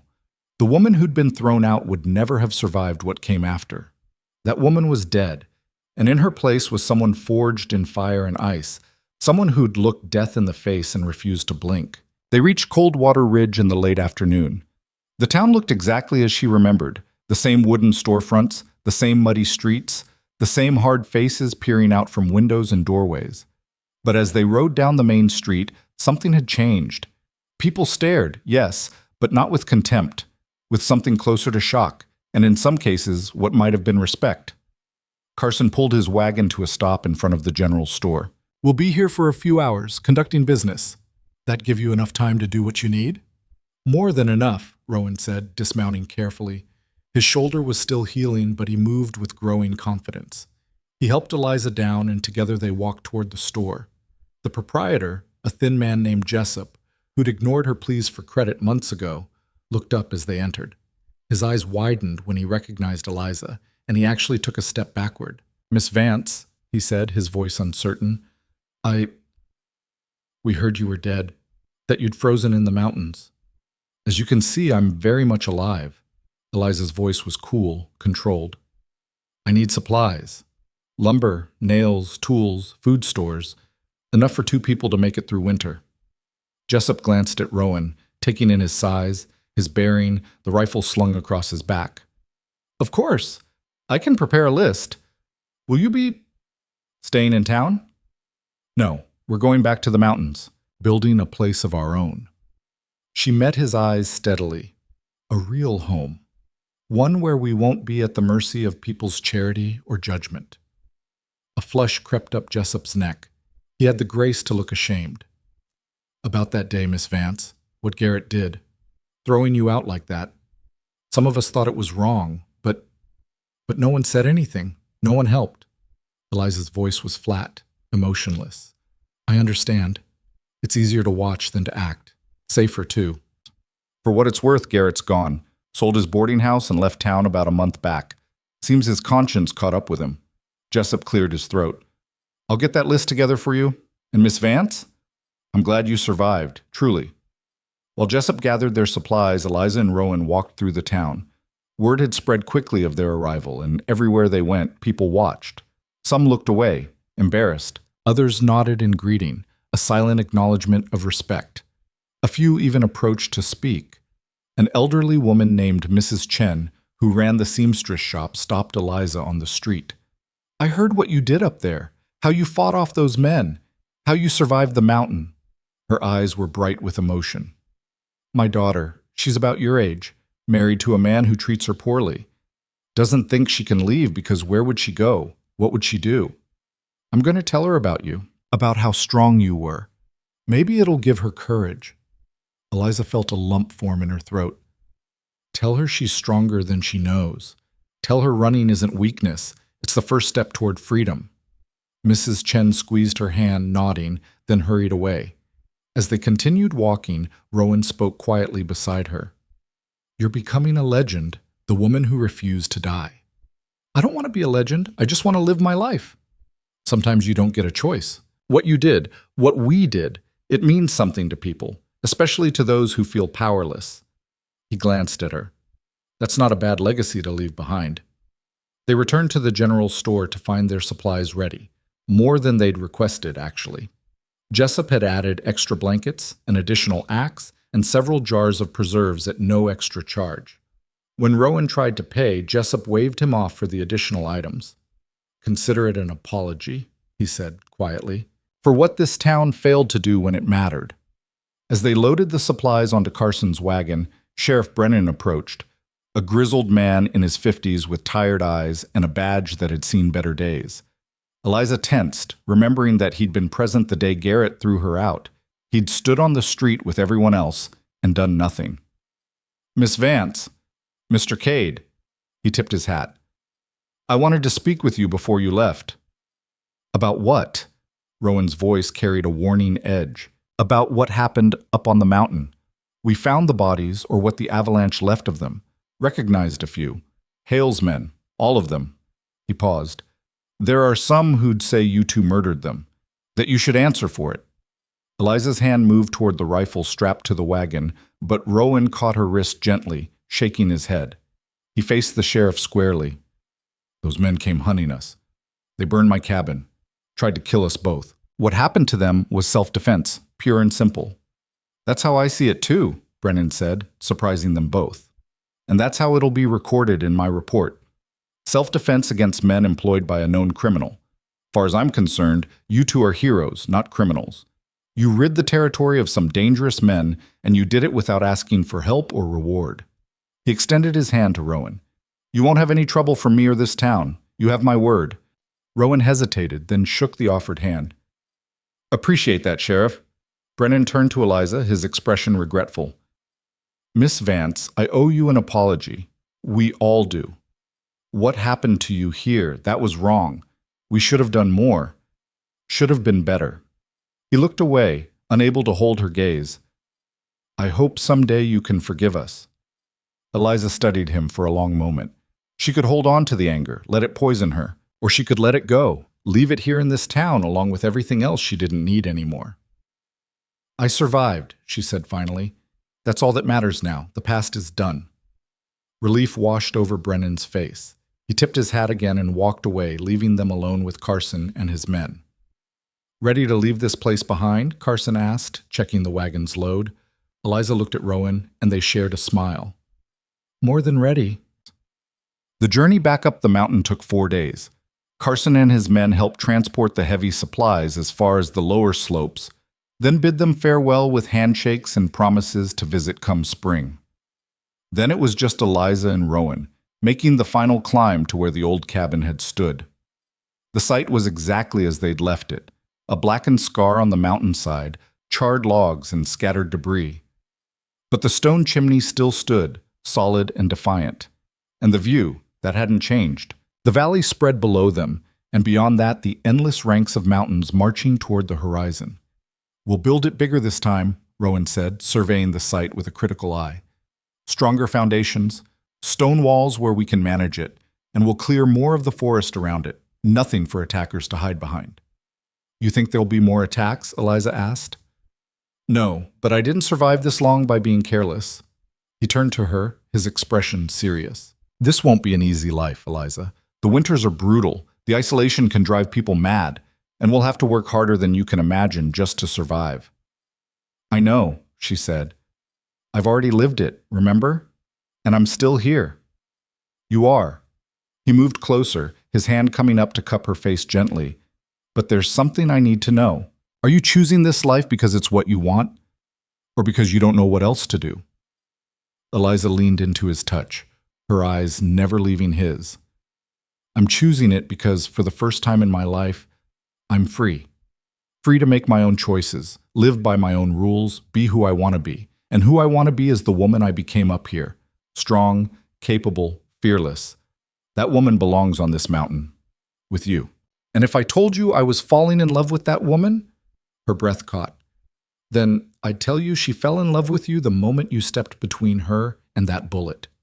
He kissed her then, soft and slow, a promise of all the days to come. When they finally pulled apart, both of them were smiling. "Well then," Rowan said, picking up an axe, "I suppose we'd better build ourselves a home."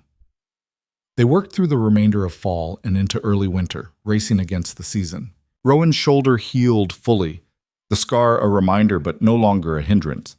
Together they felled trees, dragged logs, and began the painstaking process of construction. Eliza learned to notch logs, mix mortar, split shingles. Her hands, already calloused from months of survival work, grew harder still. They built the new cabin larger than the old one, a main room with a proper stone fireplace, a separate sleeping area, and a small storage room. The walls were thick, the roof solid, and the windows positioned to provide both light and defensive positions. It was a fortress and a home in equal measure. As they worked, they talked. Really talked, sharing stories they'd never told anyone else. Rowan spoke of his time as a soldier, the battles he'd fought, the brothers he'd lost. He told her about Anna and Clara, not just how they'd died, but how they'd lived. The sound of Anna's laugh, the way Clara would chase butterflies through the meadow. The memories hurt him, Eliza could see, but he shared them anyway, and in sharing, some of the pain seemed to ease. Eliza told him about her life before Victor, her family, long dead from fever when she was 17. The years she'd spent alone in the city, trying to make an honest living until Victor had noticed her and decided she belonged to him. She told him about the control, the slow erosion of her spirit, until the night he'd beaten her badly enough that she knew the next time would kill her. That was the night she'd run, taking only what she could carry, fleeing into the frontier with no plan beyond survival. "I spent so long feeling ashamed," she admitted one evening as they sat by the fire in their nearly completed cabin. "Ashamed that I'd let him control me, ashamed that I'd run instead of fighting. But up here, I learned something. Survival isn't shameful, it's the bravest thing you can do." "You're the bravest person I've ever met," Rowan said quietly. "Anna was strong, but you're forged steel. Unbreakable." "I had a good teacher." "You had it in you all along. I just helped you find it." The first real snow came in late November, blanketing the mountain in white. By then, the cabin was finished. They'd even built a small barn for the horses they planned to acquire come spring and a smokehouse for preserving meat. It wasn't luxury, but it was theirs. built with their own hands, paid for with their own blood and sweat. On a clear, cold evening in early December, they stood outside the cabin, looking at what they'd created. Smoke curled from the chimney, warm light glowed in the windows, and in the distance, wolves sang to the rising moon. "It's perfect," Eliza said, her breath misting in the cold air. "It's home," Rowan corrected. He pulled her close, wrapping his arms around her from behind. "Our home." She leaned back against him, feeling his warmth, his strength, his solid presence. "Do you think people will tell stories about us? About the woman who refused to die and the mountain man who saved her?" "Maybe, but they'll get it wrong." "How so?" "Because I didn't save you." He pressed a kiss to her temple. "You saved yourself. I was just fortunate enough to be there when you did." Winter settled in fully, and with it came the isolation Rowan had warned her about. For weeks at a time, they saw no one but each other. The snow piled high, the temperatures plunged, and the world beyond their cabin ceased to exist. But they didn't go mad. They thrived. They fell into rhythms, waking with the sun, working through the day, spending evenings by the fire. Eliza learned to hunt, to track, to read the mountain's moods. Rowan taught her everything he knew, holding nothing back, treating her as an equal partner in their survival. And slowly, inevitably, the partnership deepened into something more. They were married in the spring by a traveling preacher who came through the high country. It was a simple ceremony with only Carson and a few of his men as witnesses, held outside the cabin with the mountains as their cathedral.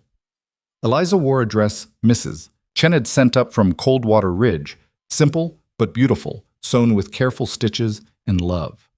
Rowan wore his best clothes, his beard neatly trimmed, and when he looked at her, his eyes shone with an emotion too deep for words. "I, Rowan Cade, take you, Eliza Vance, to be my wife," he said, his voice steady. "I promise to protect you, provide for you, and stand beside you through whatever this life brings. From this day until my last." "I, Eliza Vance, take you, Rowan Cade, to be my husband," she replied, her voice clear and strong.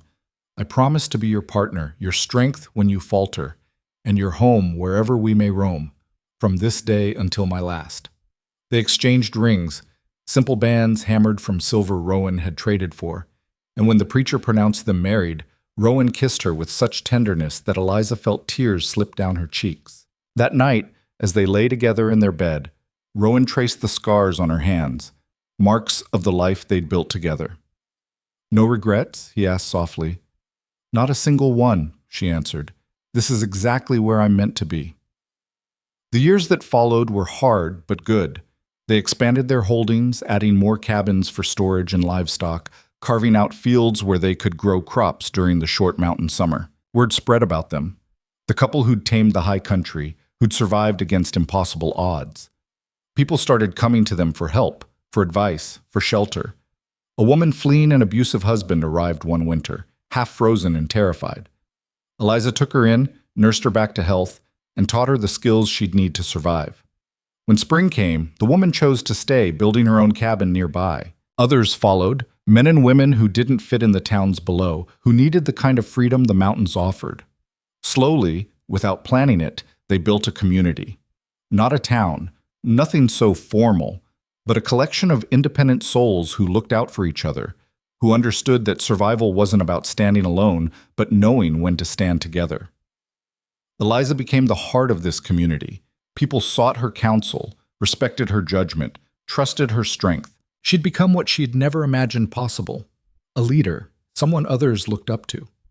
The frightened woman thrown into the mud in Coldwater Ridge seemed like someone from a different life, a different world.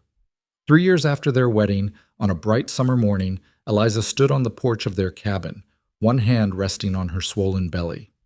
She was 6 months pregnant, carrying the child she and Rowan had thought might never come. The pregnancy had been a surprise, a beautiful, terrifying surprise that filled them both with hope and fear in equal measure.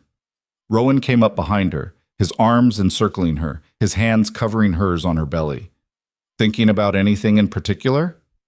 "Everything," she said, "about how far we've come, about where we started, about how a life I thought was ending turned out to be just beginning." "Scared?" he asked, though he knew the answer. "Terrified," she admitted, "but not of the things that used to scare me. Not of being weak or helpless or at someone else's mercy." I'm scared of being a mother, of whether I'll be good enough. You'll be better than good enough. You'll be extraordinary. He kissed her neck gently. Our child will grow up knowing strength, knowing courage, knowing what it means to fight for what matters. And knowing love, Eliza added, knowing they're valued, knowing they can be whoever they choose to be. Below them, in the valley, she could see smoke rising from the other cabins, their neighbors, their community. Carson and his family had built a place nearby. The woman Eliza had rescued now lived with her own children in a cabin she'd built with her own hands. A former soldier had settled on the ridge, finding peace in the mountain solitude. They were all survivors, all people who'd been broken by the world below and remade themselves here, in this harsh and beautiful place. "Do you think they tell stories about us in the towns?" Eliza asked, echoing the question she'd asked years ago. "I know they do," Rowan said. "Carson told me. They call you the Mountain Queen, say you're fiercer than any man, braver than any warrior. They say you survived the impossible and built a kingdom in the clouds." Eliza laughed, the sound bright and free. "A kingdom? We built a home, that's all." "That's everything," Rowan corrected. "This place, what we've created here, it's proof that people can change, can heal, can become more than what the world told them they had to be. That's worth more than any kingdom." She turned in his arms, looking up at his face, older now, marked by weather and time, but no less dear to her than the day they'd met. "I love you, Rowan Cade. Thank you for pulling me out of that mud, for seeing what I could become when I couldn't see it myself. I love you, Eliza Cade." He smiled, that rare, precious expression that he reserved only for her. "And I'd do it all again, every hard choice, every battle, every moment, because it led me here, to you, to this life." They stood there together as the sun climbed higher, warming the mountain, melting the last of the winter snow. In the distance, an eagle soared on the updrafts, its cry echoing off the peaks. The wind carried the scent of pine and wildflowers, of earth and growth and possibility. Their child kicked, a strong reminder of the future they were building together. Eliza placed her hand over Rowan's where it rested on her belly, feeling the life they'd created. Not just the child, but everything around them. The cabin, the community, the life they'd fought so hard to claim. She'd been thrown into the cold, cast out, and left to die. She'd survived horrors, committed violence, lost pieces of herself that she'd never get back. But she'd also found strength she'd never known she possessed.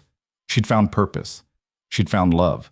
And she'd found in this wild and unforgiving place exactly where she belonged. The mountain had tested her, broken her down, and forged her anew. It had taken everything from her and given her everything back, transformed. She was no longer the woman who'd stumbled through the snow, desperate and alone. She was Eliza Cade, survivor, fighter, builder of homes and lives. She was free. As winter gave way to spring and spring to summer, their community grew. A blacksmith arrived, setting up shop in a stone building he constructed with help from the others. A teacher came, a woman who'd fled scandal in the city and now taught the growing number of children their letters and numbers. Someone started a small trading post, exchanging goods with the logging camps and occasional travelers brave enough to venture into the high country. It wasn't civilization as the world below knew it. It was something different, something raw and more honest. Up here, your past didn't matter. Only what you did with your present. Only the person you chose to become. Eliza gave birth in early autumn, with Rowan beside her and the community's women supporting her through the long, difficult labor. When her daughter finally came into the world, screaming her defiance at the cold mountain air, Eliza wept with joy and exhaustion and overwhelming love. They named her Clara Anna Cade, honoring the family Rowan had lost, giving them a kind of immortality through this new life. Clara had Rowan's pale eyes and Eliza's dark hair, and from her first breath she was fierce and strong. She would grow up knowing only freedom, only the kind of strength that came from building rather than taking, from standing up rather than bowing down. As Eliza held her daughter for the first time, looking down at that tiny, perfect face, she thought about all the women like her, trapped, afraid, convinced they were powerless. She thought about Mrs. Chen's daughter and the woman she'd rescued and all the countless others who believed they had no choice, no way out, no hope. "Listen," she whispered to her sleeping child. "I'm going to tell you a story. about a woman who had nothing and lost even that, who was thrown into the mud and left to freeze, who everyone thought would die because she was too weak, too soft, too broken to survive. But she didn't die. She fought. She learned. She became strong enough to face anything. And she built a life so rich, so full, so free that she wouldn't trade it for all the comfort in the world. That woman was me. And someday when you face your own mountains, you'll remember this story. You'll remember that you come from strength, that you can survive anything, that you can be anything you choose to be. Clara stirred in her arms, her tiny hand grasping Eliza's finger with surprising strength. And in that grip, Eliza felt the future, not just her daughter's future, but the future of everyone who would hear their story, the legend of the Mountain Queen and her fierce, indomitable spirit. Years would pass. Clara would grow strong and capable, learning to ride and hunt and survive alongside the other mountain children. More people would come seeking refuge, seeking freedom, seeking the kind of life that couldn't be found in the towns below. The community would thrive, a testament to what people could build when they refused to accept the limits others placed on them. And through it all, Eliza and Rowan would stand together, partners in every sense of the word. They would face new challenges, harsh winters, difficult decisions, the occasional threat from those who didn't understand or appreciate their way of life. But they would face it together, unbreakable, their bond forged in fire and blood and absolute trust. On quiet evenings, when the day's work was done and Clara was asleep, they would sit on their porch and watch the sun set behind the distant peaks. And Eliza would think about that day in Coldwater Ridge, when she'd hit the frozen ground and thought her life was over. She'd been right, in a way. That life had ended, and in its place, something infinitely better had begun. She'd been cast out into the cold, but the cold had made her strong. She'd been left to die, but she'd chosen to live. She'd been told she was nothing, but she'd proven she was everything.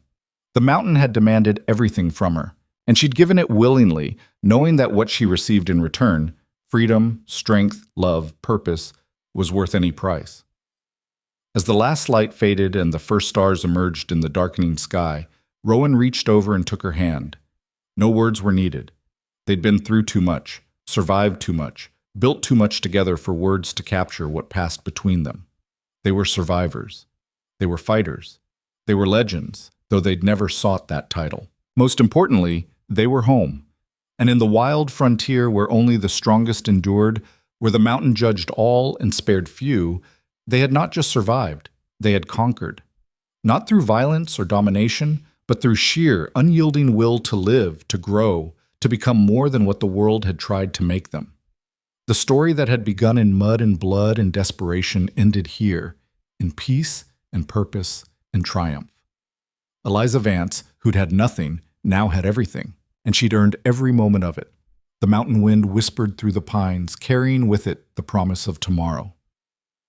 And whatever tomorrow brought, Eliza knew she would face it the same way she'd faced everything since that brutal winter day, with courage, with strength, and with the absolute certainty that she would never, ever give up.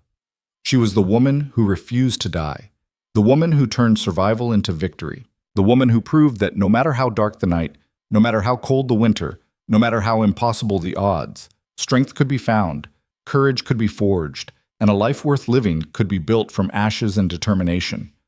Her story would be told for generations, but more importantly, it would inspire. It would give hope to those who thought they had none. It would show that transformation was possible, that strength wasn't something you were born with, but something you earned, that freedom was worth any sacrifice. And high on the mountain, in the home they'd built with their own hands, Eliza Cade held her daughter close, kissed her husband goodnight, and closed her eyes, knowing that when she woke, she would still be free. It was enough. It was everything. It was life, earned and claimed and fiercely protected. And it was hers.